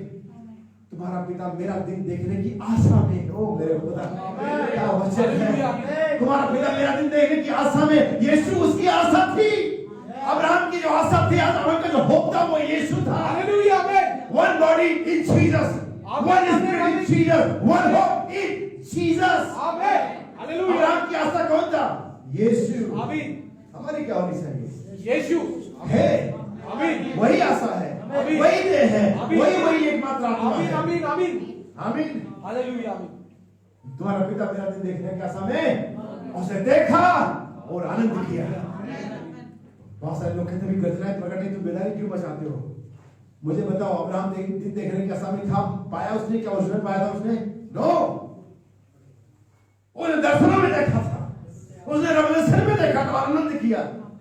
हम लोग कहते हैं गर्जनाएं प्रकट नहीं, तुम लोग क्यों चलते हो? We have a revelation sir. आमीन। जब बैट्समैन सिक्स मारता, गेंद बहुत हाई चली जाती है, लेंथ पता लगता है हमें, और सारे दर्शक चुप रहते, जब गिरेगा तब हल्ला मचेंगे। हम खाली पागलपन करे पड़े, लोग कहते छुप रहा भी हुआ नहीं। अरे देख रहे, हिट लग चुका है, बॉल ऊपर जा चुकी है, बादलों में दिखाई दे, राजपूत में कलीसिया हालेलुया। हम पहले देख रहे थे, तुम गिरने के बाद देखो। मुझे लगा गिरने के बाद वो वाले जो अपोजिशन वाले हैं, नहीं थोड़ा सा इधर लगे, थोड़ा सा, अरे तुम जो भी कर रहे हो गया। एक ही आशा। आइए चौथे पर चले, ध्यान से सुनिएगा मेरे भाई बहन। एक ही प्रभु है, एक ही, ओ इज़राइल सुन, तेरा परमेश्वर यहोवा एक ही है, उसका नाम यहोवा भी एक ही है। आमीन। अभी कहता है एक ही आमीन। प्रभु है। प्रभु का मतलब होता है स्वामी। आमीन। हालेलुया। आमीन। सारा अपने पति को स्वामी कहती थी। आमीन। इंग्लिश में लॉर्ड लिखा हुआ है, शायद स्मॉल एल लॉर्ड है, लेकिन तो अभी ये ऐसे ही प्रोनाउंस किया जाता है। एक ही प्रभु है। आमीन। आपको मैं आज एक ऐसी आयत दिखाऊंगा जिसको आपने पहले शायद देखा तो होगा, लेकिन ध्यान नहीं दिया होगा। बाइबल कहती है, इसी प्रत्युत्तर 2:36 में कहती है, उसी यीशु को उसने प्रभु भी ठहराया। एक ही प्रभु है, और वो ठहराया प्रभु है।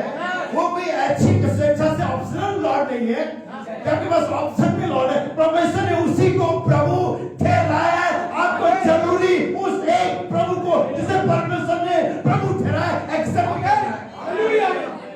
आमीन। जो कुछ विश्वास करे वो नाश न हो, परंतु हालेलुया। अगर आप बाइबल कहते जाओ सुसमाचार प्रचार करो, जो विश्वास करे और बपतिस्मा ले, उसी का जो विश्वास ना करेगा, जो विश्वास ना करेगा, और वही जो विश्वास करेगा। आप कौन सा जो हो? हालेलुया। आप कौन सा जो हो? वो जो विश्वास करेगा या वो जो विश्वास ना करेगा? जो विश्वास करेगा। आमीन। आमीन। एक ही प्रभु, बाइबल कहती है उसी को परमेश्वर ने प्रभु भी ठहराया, और आमीन आमीन। लेकिन मैं एक चीज और दिखाता हूं, उसे कुछ और भी ठहराया है। हम अभी तक ये जानते थे कि परमेश्वर ने यीशु को प्रभु ठहराया और मसीह, लेकिन अभी मैं बताती हूँ उसे पाप भी ठहराया है। 2 कोरिन्थियंस 5:21 है ये। 2 कोरिन्थियंस चैप्टर 5:21। जो पाप से अज्ञात था, जो पाप से अज्ञात था, याद रखिए यीशु मसीह को पाप क्या होता है मालूम ही नहीं है। क्यों? इसके बावजूद वो हमारे लिए पाप ठहरा। वो शराबी नहीं था, वो शराब ठहरा। वो क्रिमिनल नहीं था, वो क्राइम ठहरा। वो पापी नहीं था, पाप ठहराया। आमीन आमीन। एक ही प्रभु है जिसे परमेश्वर ने प्रभु भी ठहरा, मसीह भी, उसी को परमेश्वर ने हमारे लिए पाप भी ठहराया। परमेश्वर की क्या हमेशा आमीन। अब खात्मा हो गया, हालेलुया। पापी बच गया। हालेलुया आमीन। अगर उसने मारना था तो हमको मार देता, खत्म कर देता, क्योंकि पापी थे। लेकिन क्या ही वाइज गॉड है, कितना बुद्धिमान परमेश्वर, पाप को जड़ से मिटा दिया जीवन में और हमें बचा लिया। हालेलुया आमीन। हालेलुया। जिस परमेश्वर ने, जिस इंटेलिजेंट गॉड ने, इस बुद्धिमान परमेश्वर ने हंस को ऐसा बनाया कि दूध में से पानी निकाल करके दूध पी जाता है। वो खुद कितना बुद्धिमान होगा। हालेलुया आमीन। आमीन। हमारे अंदर से पाप को मिटा दिया और हम पापी को बचा लिया। What a God। आमीन। हालेलुया। क्या ही परमेश्वर की हम सेवा करते हैं।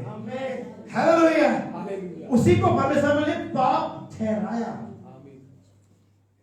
जब वो कलवरी पर जा रहा था तो बहुत सारे लोग उस रास्ते को जिस पर जा रहा था, जिस सजा को पाप पर देख करके सोचते होंगे ये भी कोई कुकर्मी होगा, लेकिन उनको पता नहीं था कि परमेश्वर वो कुकर्मी था, कुकर्मी ठहराया गया था।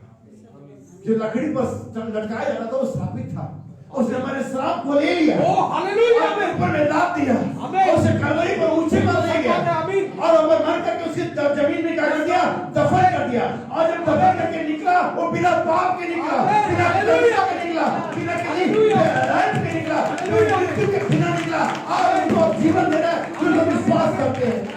हालेलुया। कितना बुद्धिमान परमेश्वर है। आमीन। आमीन। हालेलुया। एक ही प्रभु, और ये कौन सा प्रभु है? अगर आप इसको और बारीकी देखेंगे नबी कहता है हालेलुया। आमीन। आमीन। जब इम्माउस के रास्ते पर पौलुस को दिखाई दिया, पौलुस ने एक ही बात कही, O Lord who you are. Hallelujah. एक ही प्रभु था। आमीन। उसको पौलुस को मालूम था कि यहाँ पर बहुत सारे प्रभु नहीं है। आमीन। पौलुस चूंकि इब्रानी था, अगर आप ध्यान से पढ़ेंगे परमेश्वर स्पिरिट ऑफ फायर में पौलुस इब्रानी भाषा में बात करी थी और पौलुस इब्रानी का अच्छा खासा ज्ञाता था। उसने कहा याहवे आप कौन हैं? ये तो अनुवाद करने वाला गड़बड़ कर दिया, वरना तो याहवे ही होता। उसने कहा मैं जिसे तू याहवे कह रहा है मैं वही यीशु हूं। आमीन। आमीन। आमीन। हालेलुया। जब मैंने पीछे शब्द बताया, पुरानी नियम का भी परमेश्वर यीशु है और नए नियम का भी परमेश्वर यीशु है। आमीन। हमारे पास कोई तीन परमेश्वर नहीं है। आमीन। आमीन। हमारे पास एक ही जीवित, सच्चा और एकमात्र परमेश्वर है, बुद्धिमान परमेश्वर। आमीन। एक ही प्रभु। अगर आप पढ़ेंगे मलाकी 2:10, आइए हम इसे पढ़े। मलाकी चैप्टर 2:10।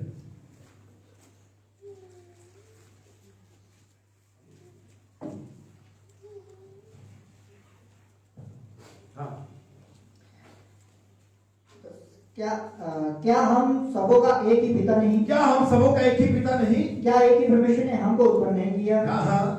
हम क्यों एक दूसरे से विश्वास क्यों ऐसा क्यों होता है? बाइबल के अनुसार वो सबका पिता नहीं है। आमीन। वो सबका प्रभु नहीं है। उत्तम गुरु, हे उत्तम गुरु, जीवन का अधिकारी मैं, तू मुझे उत्तम क्यों कहता है? मैं उत्तम तो हूं लेकिन तेरे लिए नहीं। मैं गुरु तो हूं लेकिन तेरे लिए नहीं। मैं प्रभु तो हूं लेकिन जब यही यीशु चेलों के पांव धोने लगा, उसने कहा तुम मुझे गुरु और प्रभु कहते हो क्योंकि मैं हूं भी। मुझसे तो नहीं कहा कि तुम क्यों कहते हो, क्योंकि उनका बाइबल कहती परमेश्वर उनका परमेश्वर कहने से नहीं लजा। आमीन। हालेलुया। लेकिन परमेश्वर बाकियों का परमेश्वर कहने से मना कर, मैं तुम्हारा परमेश्वर नहीं हूं, मैं जीवितों का परमेश्वर हूं, मैं इब्राहिम, इसहाक और याकूब यूसुफ का परमेश्वर हूं, मैं तुम्हारा परमेश्वर नहीं हूं।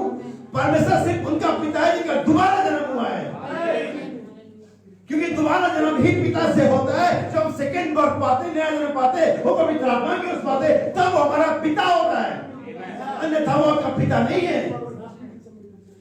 आज सही जन्म में जो 16 तत्व में आए हैं, शायद चर्च में आके बैठे होंगे, आपके अंदर बाइबल होगी, वो आपका पिता नहीं है, क्योंकि अभी तक आपने उसे जन्म ही नहीं पाया।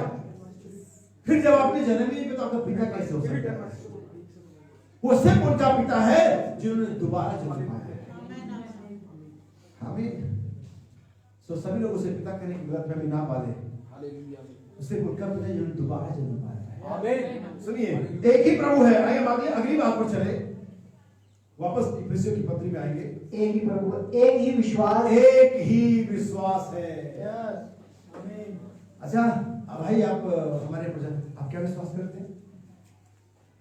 क्या मतलब इसका कि मैं क्या विश्वास करता हूं? बाइबल के अकॉर्डिंग तो विश्वास एक ही है। अच्छा, मैथोडिस्ट वाले विश्वास करते होंगे, बैप्टिस्ट में विश्वास करते हैं, कैथोलिक में विश्वास करते हैं, पेंटिकॉस्टल में विश्वास करते हैं, एजी में विश्वास करते हैं, ओजी में विश्वास करते हैं। पता नहीं कौन कौन सा विश्वास लोग क्या क्या करते हैं। बाइबल के अंदर में यहूदा की पत्री में लिखा, उस विश्वास के लिए यत्न करो जो पवित्र लोगों को एक ही बार डिलीवर किया गया। आपका विश्वास Absolute आमीन। दिया गया है, आपके पास ये नहीं था। ये सच है, आमीन। किसी के पास कोई विश्वास नहीं होगा, ना ही है, जब तक कि परमेश्वर से देना।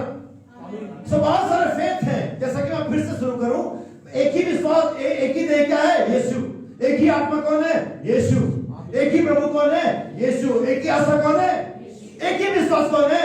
यीशु। आमीन। One faith. किसी के पास बीमारी से चंगाई होने का विश्वास है, किसी के पास पहाड़ों को हिला देने का विश्वास है, किसी के पास अन्य भाषा का विश्वास है, और ये सारे विश्वास का एक ही पैकेज है जिसका नाम है यीशु। आमीन। उस विश्वास के लिए यत्न करो जो पवित्र लोगों को एक ही बार, तुम्हारे पास ये कभी था नहीं, सच बात है। इसे हमें दिया गया, परमेश्वर के अनुग्रह से हमें ये मिला है, ये आमीन। परमेश्वर की ओर से है। आमीन, आमीन, आमीन। सबको ये विश्वास नहीं, सबको ये दान नहीं, पर जिसको परमेश्वर ने दिया है। आमीन। क्या विश्वास करते हैं? क्या विश्वास? एक ही विश्वास, बहुत सारे विश्वास। अच्छा, आप गर्दन वाले हैं, तुम कौन से वाले हो? बिना गर्दन वाले? मुझे समझ नहीं आता, हमें लोग थंडर वाले कहते हैं। अच्छा, हमें कोई थंडर वाले कह रहा है, कोई गुरेज नहीं, कोई दिक्कत नहीं है, मैं सुसमाचार से नहीं ले जाता, नहीं ले जाता। अगर सुसमाचार में पाया जाता है, अगर वचन में पाया जाता है, मैं उसके साथ एग्री करता हूँ। आमीन। हालेलुया। अच्छा भाई, समझते हैं? नहीं, मैं कभी ये भी नहीं समझता मेरे स्विच जलाता हूँ लाइट के जलती, मैं नहीं समझता, मैं जलाता रहता हूँ। मैं नहीं समझता कि जब 5वां गियर डालता हूँ गाड़ी की स्पीड 120 की, मैं नहीं समझता, मैं डालता रहता हूँ। तुम कंप्यूटर के समझ लेना कि कैसे पढ़ता है। कभी परमेश्वर समझा नहीं दे। हालेलुया। क्योंकि उस मसीह से पहले जाए, उन्होंने चेलों को बुलाया, आमीन। बोले मैं तुम्हें समझा देता हूँ, क्योंकि तुमने क्या किया है? One faith. बाइबल कहती है कलीसिया में कोई बीमार हो तो कलीसिया के किसको बुलाए? बाइबल ये थोड़ी कहती पास्टर को बुलाए, वो मिनिस्ट्री है। परमेश्वर के वचनों में से होकर के उस विश्वास को जो आप वचन पे करते हैं, आपको हील करता है।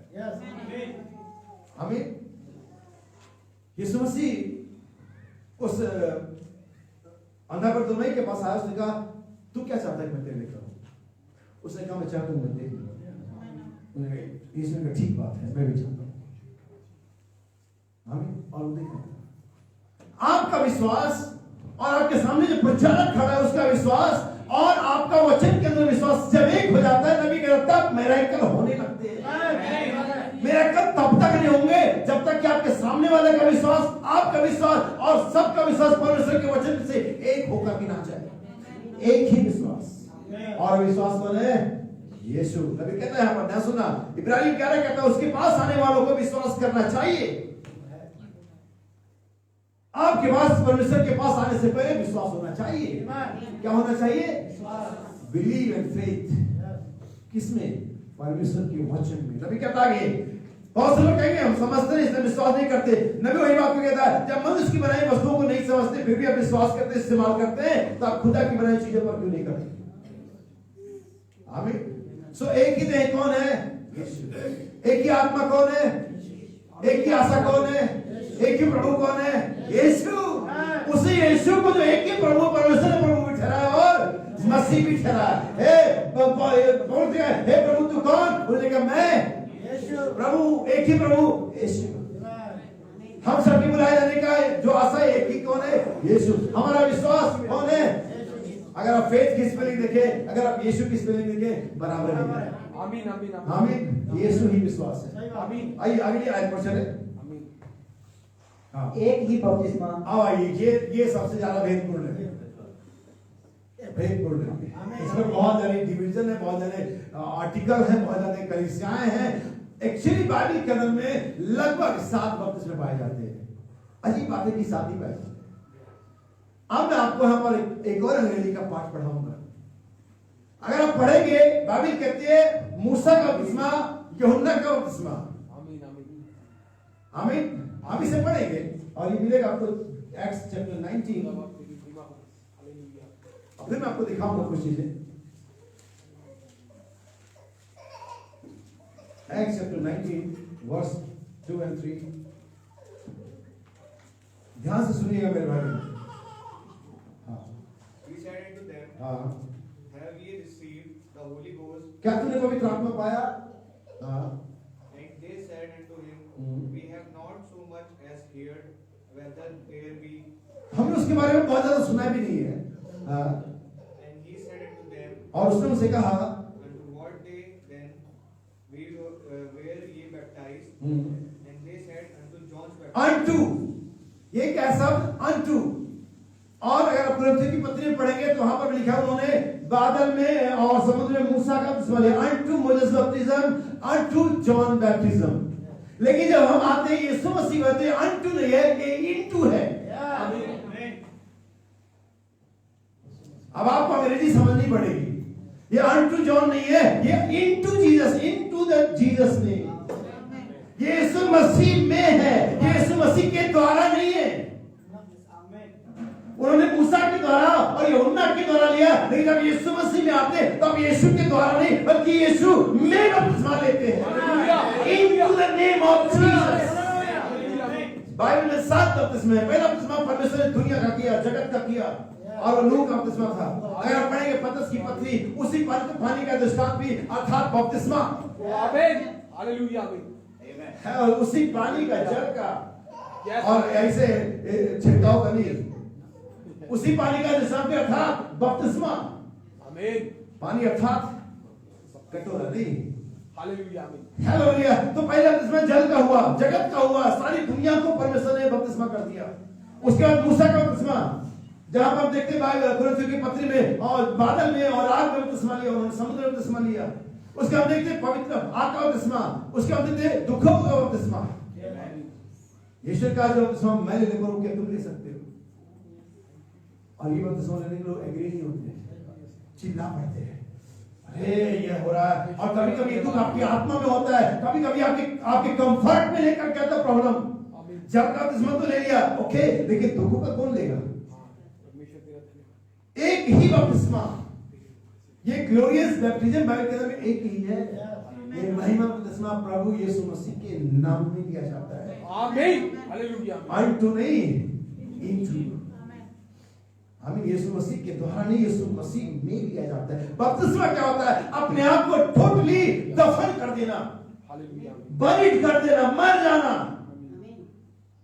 और ये एक ही बपतिस्मा यीशु मसीह है, आमीन, और कोई नहीं है। क्या समझ पा रहे हैं? थोड़ा सा आगे बढ़ते हैं, ठीक है भाई, हम इसके आखिरी उस पर आते हैं ना। इससे पहले मैं आगे बढ़ूं, नबी कहता है बाइबल में लगभग 7 बपतिस्मे हैं।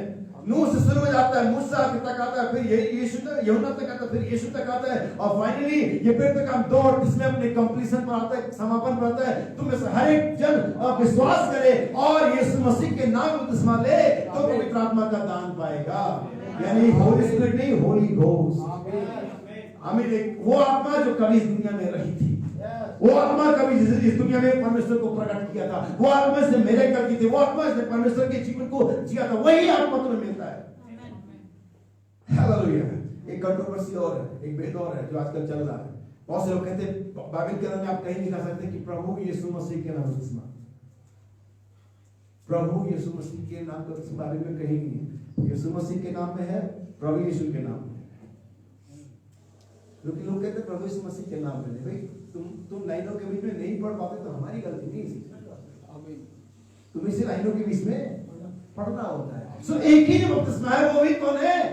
यीशु मसीह। भाई आखिरी उस पर है, और सबका एक ही परमेश्वर, और सबका एक ही परमेश्वर, और हालेलुया, सबका, ये सबका मतलब ऑल ओवर वर्ल्ड नहीं है। जैसा कि मैंने बताया था, जो सेकंड है वो पहले से एसाव और याकूब। हालेलुया, एसाव क्या था? First, but second is better than first. आमीन, हालेलुया। अब आई कहती है उसने एसाव को अप्रिय जाना। बहुत से लोग, अरे परमेश्वर सबसे प्रेम करता है, बाइबल में नहीं लिखा हुआ है। बाइबल में लिखा हुआ मैंने एसाव को अप्रिय जाना, हेट किया। हालेलुया, आमीन। परमेश्वर उनसे जो अपने राइट्स को कंट्रोल नहीं करते, परमेश्वर उनसे जो अपने पद पर कायम नहीं रखते, परमेश्वर उनसे जो परमेश्वर के वचन का सौदा करते हैं, हेट करता है। आमीन, हालेलुया, आमीन। एसाव ने यही सब कुछ किया था, सौदेबाजी करी, अपना लीगल अथॉरिटी एक खरीदार के बदले। अगर आपको परमेश्वर अथॉरिटी दी है, प्रचार मंच दिया है, मां का दर्जा दिया, बाप का दर्जा दिया, गार्डियन का दर्जा दिया, यूज दैट। आमीन। मैं ये कर दूंगा, मैं वो कर दूंगा। मैं इसे बेचने वाला नहीं हूं किसी भी कीमत पर। मैंने इधर बोर्ड लगा है, नॉट फॉर सेल। मेरे सर पर एक बोर्ड लगा, कभी पढ़ लेना, नॉट फॉर सेल। ये बिकाऊ नहीं है, ये ऑलरेडी बिका हुआ है। हालेलुया आमीन। यीशु मसीह के बहुमूल्य लहू के द्वारा it's a sell out. Hallelujah आमीन। खत्म हो गया, तुम्हारे पास ऑप्शन ही नहीं है। हालेलुया आमीन। आमीन। एक ही प्रभु, एक ही बपतिस्मा, हम सबके ऊपर एक ही परमेश्वर और पिता है। वो उनका पिता है जिन्होंने दोबारा जन्म लिया हुआ है। आमीन। कौन सा जन्म? दोबारा जन्म लिया हुआ है। आइए पढ़े, मैं आपके लिए कुछ आयतें पढ़ता हूं। ये व्यवस्था में 32 है।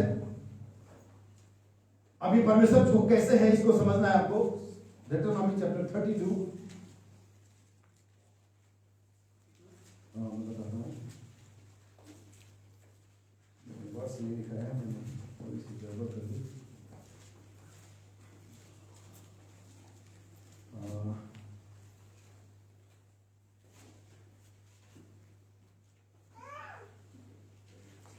ठीक है, हम इसे छोड़ देते हैं, हम आगे बढ़ते हैं। ऐसे आप 46 की 9 आयत है। ईसाया चैप्टर 46 वर्ष 9, दूसरा शमूएल 7:20, दूसरा शमूएल 7:20, ऐसे 46:9।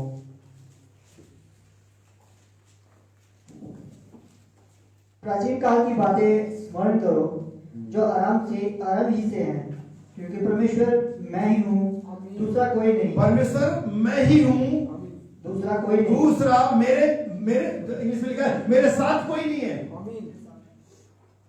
मेरे साथ दूसरा कोई परमेश्वर इंग्लिश में पढ़ लेते हैं इसे 46:9। और जो व्यवस्था में जो पढ़ना चाहता हूं वहां पर लिखा था कि मेरे पीछे कोई नहीं है, मेरे से पहले कोई परमेश्वर नहीं है। यहां लिखा मेरे साथ कोई परमेश्वर नहीं है।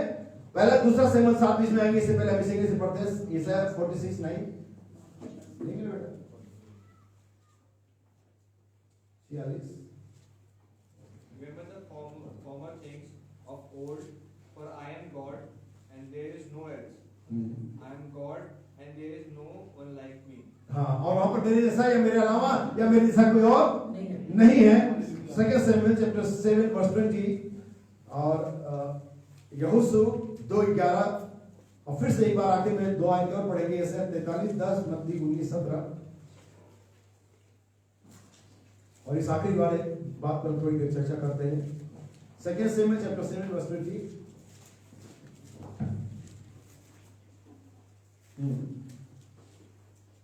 दाऊद तुझसे और क्या कह सकता है? हे प्रभु यहोवा, तू तो अपने दास को जानता है। तूने अपने वचन के निमित्त और दूसरा शमूएल 7:20 है ये। तूने अपने वचन के निमित्त और अपने ही मन के अनुसार यह सब बड़ा काम किया है कि तेरा दास उसको जान ले। इस कारण ठीक है, हम पढ़ते हैं यशायाह 43 उसकी 10वीं आयत और यहोशू 2:11। यहोशू 2:11 और यशायाह 43:10 43:10। यहोवा की वाणी है, तुम मेरे साक्षी हो और मेरे दास हो, जिन्हें मैंने इसलिए चुना है कि समझकर मेरी प्रीति करो और ये जान लो कि मैं वही हूँ। मैं वही हूँ, मुझसे पहले कोई परमेश्वर ना हुआ और ना मेरे बाद कोई होगा। हे इस्राएल सुन, तेरा परमेश्वर यहोवा एक ही है। हालेलुया आमीन। ना मुझसे पहले कोई परमेश्वर हुआ, ना मेरे बाद कोई होगा। हम सबके ऊपर एक ही परमेश्वर है और वो एकमात्र जीवित, बुद्धिमान और सच्चा परमेश्वर यीशु है। हालेलुया। क्योंकि ये विश्व 4 के अंदर में पाए 7 बातें कोई और नहीं है, वो जीसस ही है। एकमात्र जीवित, एकमात्र सच्चा और एकमात्र बुद्धिमान परमेश्वर कौन है? यीशु है। और नबी कहता है, अगर आप पढ़ेंगे प्रकाशित में 3 बारी बात आई है यीशु का, I am alpha and omega. मैंने इसी पिछले सप्ताह ही बताया था, वो इसका मतलब ये नहीं है कि सिर्फ ए और जी है,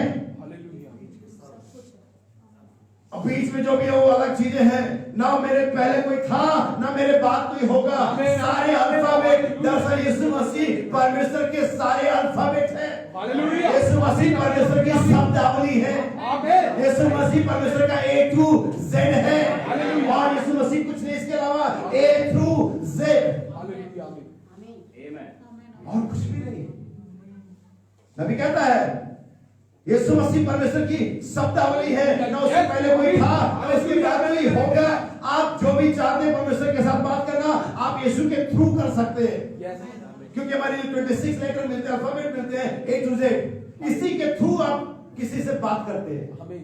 कोई भी मैसेज कन्वे करना हो, कोई भी बात करनी हो, आप इन्हीं 24 अक्षरों का इस्तेमाल, 26 अक्षरों का इस्तेमाल करते हैं। सच बात है। आमीन। क्या इसके अलावा आपके पास कोई और शब्द है कम्युनिकेट करने का, किसी से बात करने का? यीशु के अलावा कोई भी सर्विस नहीं है, कोई भी लैंग्वेज नहीं है, कोई चैनल नहीं है, कोई माध्यम नहीं है कि आप परमेश्वर पिता से बात कर सके। यीशु मसीह परमेश्वर का अल्फाबेट है। A to Z, alpha and omega. आमीन। क्या समझे? अभी कहता है क्यों परमेश्वर की सामर्थ काम नहीं करती है? क्योंकि हम परमेश्वर की शब्दावली से परमेश्वर से बातचीत नहीं कर पा रहे। हम कोई और लैंग्वेज इस्तेमाल कर रहे हैं, लेकिन हमें तो उस अल्फाबेट में जाना पड़ेगा जिससे हम सही तरीके से बातचीत कर सके। आमीन। बहुत से लोग जो अनपढ़ होते हैं, चाहे वो किसी भी देश में होते हैं, बहुत से लोग तो अंग्रेज पढ़े लिखे होते हैं, इंग्लैंड में भी अनपढ़ होते हैं, लेकिन मुश्किल यह है कि वे अंग्रेजी बात करते हैं। अंग्रेजी बात करने के द्वारा पढ़े लिखे नहीं हो जाते, क्योंकि अंग्रेजी सिर्फ एक लैंग्वेज है, नॉलेज नहीं है। हमें, क्योंकि मैं यकीन करता हूं और यकीनन आप जानते होंगे कि इंग्लैंड में भी अनपढ़ होते होंगे, जैसे कि अमेरिका में हमारा भाई बहन था। एक तरह से 7वीं क्लास फेल आदमी अनपढ़ ही कहा जाएगा। लेकिन एक भाई बड़ा बढ़िया कहता है कि 7वीं क्लास का प्रचार समझ में नहीं आता, पर मैं सब किसी एजुकेटेड को लाया था तो क्या ही समझते हैं। जब 7वीं क्लास का आदमी जो प्रचार किया वो समझ में नहीं आ रहा है, तो परमेश्वर किसी पढ़े लिखे से अगर प्रचार करवाता तो क्या ही समझ में आता। सो अंग्रेजी क्या सिर्फ एक लैंग्वेज है, वैसे ही हिंदी जो हम बात करते हैं, हिंदी हिंदुस्तान में हम सबको पढ़ा लिखा आता है, लेकिन बहुत सारे ऐसे जो लिख नहीं सकते, पढ़ नहीं सकते, लेकिन वे भी बात करते हैं। लेकिन अगर उनको कोई ऑफिशियली टॉकिंग करनी हो, कोई डॉक्यूमेंट्स कन्वे करना हो, कोई मैसेज लेना और देना हो, वे कैसे करेंगे? क्योंकि उनके पास लैंग्वेज की जानकारी नहीं है, अल्फाबेट्स नहीं जानते, अक्षर नहीं जानते। ऐसे बहुत सारे लोग यीशु मसीह के पास आते हैं, यीशु मसीह के साथ होंगे, परमेश्वर की सेवा कर, लेकिन वो कभी बात नहीं कर पाए परमेश्वर से। वे चर्च आते होंगे, आराधना करते हुए, बात कैसे करें? अल्फाबेट मालूम ही नहीं है। हमें जब एक जगह था जर्मनी का नाम की मीटिंग थी वहां पर, और उस मीटिंग को अरेंज किया गया था। उस मीटिंग को डिस्ट्रॉय करने के लिए, डिस्टर्ब करने के लिए जर्मन लोगों ने बहुत सारे जादूगरों को बुला रखा था कि उस मीटिंग को डिस्टर्ब किया जाए, मीटिंग ना होने दिया जाए। और उन जादूगरों ने आकर के मीटिंग के टाइम से पहले और अपना सारा काम सब शुरू किया, और जो भी वो जादू तंत्र अमल करते थे, और ऐसे एक ऐसी बड़ी आंधी तूफान को खड़ा किया कि नबी कहता लगभग टेक उखड़ने को तैयार था। और तब जब नबी आया, उसने कहा मैं जानता हूं शैतान की इस चाल को, और हम उसे चैलेंज किया कि तुम किसी भी पवित्र नाम में इस तूफान को अगर शांत कर सकते हो, तुम्हारे पास ये मौका है, तुम इसे करो। तुम होली फादर के नाम में करो, तुम सेंट मरिया के नाम में करो, तुम फलाना फलाने के नाम में करो, तुम उस संत के नाम में करो। और उन्होंने बहुत सारे यत्न किया, कुछ भी तो यहां से वहां नहीं हुआ। हालेलुया। कोई फर्क नहीं आया वहां पर। सच बात है। मतलब नबी कहता है मेरे पास 3 सामर्थ्य शब्द थे बोलने के लिए, 3 mighty letter your word। उसने कहा मैं लॉर्ड जीसस क्राइस्ट के नाम में इस तूफान को वापस करता हूं। और वही 3 सामर्थ्य शब्द, शैतान इस शब्द को, अल्फाबेट को, अक्षर को जानता है। आमीन। हालेलुया। नबी कहता है पढ़ाई लिखाई आनी चाहिए, परमेश्वर के अल्फाबेट आने चाहिए, अक्षर आने चाहिए। मैं यीशु A through Z हूं। तुम इसी के थ्रू पिता से बात कर सकते हो। अदरवाइज कोई लैंग्वेज नहीं है, कोई तरीका नहीं है कि परमेश्वर से तुम बात कर सको। हालेलुया। बिना बिना लैंग्वेज जाने तो कोई किसी से मैसेज करने नहीं कर सकते। तुम बिना उस नाम को जाने कैसे यीशु से बात करोगे? हालेलुया। ये है उन 7 चीजों की वननेस, परमेश्वर की एकता। एक देह यीशु, एक विश्वास यीशु, एक आत्मा यीशु, एक बपतिस्मा यीशु, एक प्रभु यीशु। आमीन। एक आशा यीशु, एक परमेश्वर यीशु। लेकिन जब मैसेज आता है, जब मैसेज आपकी लाइफ में आता है, पर्सन आप नहीं, मैं मैसेज 25 साल से हूं, कोई 70-15 साल, कोई 70 साल, कोई 18 साल, नहीं, आप नहीं है। मैं आपको बताता हूँ, मैसेज में जान लोगे कि मैं मैसेज में हूँ, मैसेज आया मेरे पास, आज मैंने मैसेज सुना है। मैं एक एग्जांपल देता हूँ, बाइबल की एक वाक्य है, घटना है। यीशु मसीह फरीसियों के हाथ में मुकदमे में चल रहा था मामला वहां पर, और वहां पिलातुस अपनी नींद को ले रहा था। उसकी वाइफ सपने में परेशान थी। अब जानते इस वाक्य दाऊद कहती बड़ी भोर को यीशु को लेकर के आ गए। अगर आपने पिक्चर देखा होगा, मैं सोचता हूँ कि शायद पिलातुस आंख मलते हुए उठा, क्या मामला है, यहाँ पर एक व्यक्ति पकड़ा गया है। यीशु के मैटर ने, यीशु के मुकदमे ने पिलातुस को डिस्टर्ब कर दिया। आमीन, हालेलुया। उसकी वाइफ भी डिस्टर्ब थी, अभी पिलातुस भी डिस्टर्ब हो गया, उनकी नींद में विघ्न पड़ गया, उनका कंफर्ट जाता रहा। क्यों? यीशु आ गया। हालेलुया। आप मैसेज में हो? मैसेज मिला आपको? विघ्न आया क्या? डिस्टर्ब आया क्या? परेशानी आई क्या? जब यीशु आपके लाइफ में आएगा, हालेलुया, एक डिस्टर्ब आएगा, एक हिलाया जाना आएगा, एक कंफर्ट से बाहर सब चीजें आगे और पीछे हो जाएंगी। मैं सोचता हूँ पिलातुस का डेली रूटीन बिगड़ गया होगा, ना उसके नाश्ते का टाइम रहा होगा, ना उसने प्रार्थना का टाइम रखा होगा, ना मुलाकात की मुलाकात, वो पूरे डिस्टर्ब हो गया। क्यों? उस दिन उसके जेल में एक मैटर आया था, उस मैटर का नाम यीशु था। जब यीशु का मैटर आपकी लाइफ में आएगा कभी भी, अगर अभी तक आप कंफर्ट जोन में चल रहे हो, सब कुछ सही चल रहा है, मैं कहना चाहता हूँ कि अभी तक आपकी लाइफ में यीशु का मैटर ही नहीं आया। अभी तक सिर्फ चर्च का मैटर चल रहा है, अभी तक सिर्फ माइंड का मैटर चल रहा है, अभी तक सिर्फ मनी मैटर और तमाम चीजें नहीं। जिस दिन यीशु आएगा, डिस्टर्ब करेगा, वो मैसेज ही का जो डिस्टर्ब करेगा, हमें हिला देता है। मैंने बताया था मैसेज आपको 3 चीज देता है, या तो आपको ग्लैड कर देता है, आमीन, या तो आपको सैड कर देता है, या तो आपको मैड कर देता है। आप देख लो, पगलाना है या खुश होना है या उदास हो जाना है, आपको क्या करे, आपको देखना है। यही वननेस है परमेश्वर की। अगर आप बॉडी हो, एक वो एक देह हो, तो आप आत्मा के बिना, अगर आत्मा नहीं मरी हुई हो, लेकिन विश्वास के तो एक देह यीशु है, वो एक आत्मा यीशु है, वो एक आशा यीशु है, वो एक प्रभु यीशु है, वो एक बपतिस्मा यीशु है, वो एक प्रभु यीशु ही है, उसके अलावा कोई नहीं। मुझे छोड़, मुझसे पहले कोई ईश्वर नहीं है, ना ही मेरे बाद कोई होगा। हे इज़राइल, जान ले, तेरा परमेश्वर यहोवा एक ही है। ये 7 बातें एक ही है। भविष्य का नाम मुबारक सुबह के लिए इसके लिए सब को चुकाएंगे। प्रभु को धन्यवाद देंगे अपनी पत्नियों के साथ, अपनी प्रार्थना के साथ।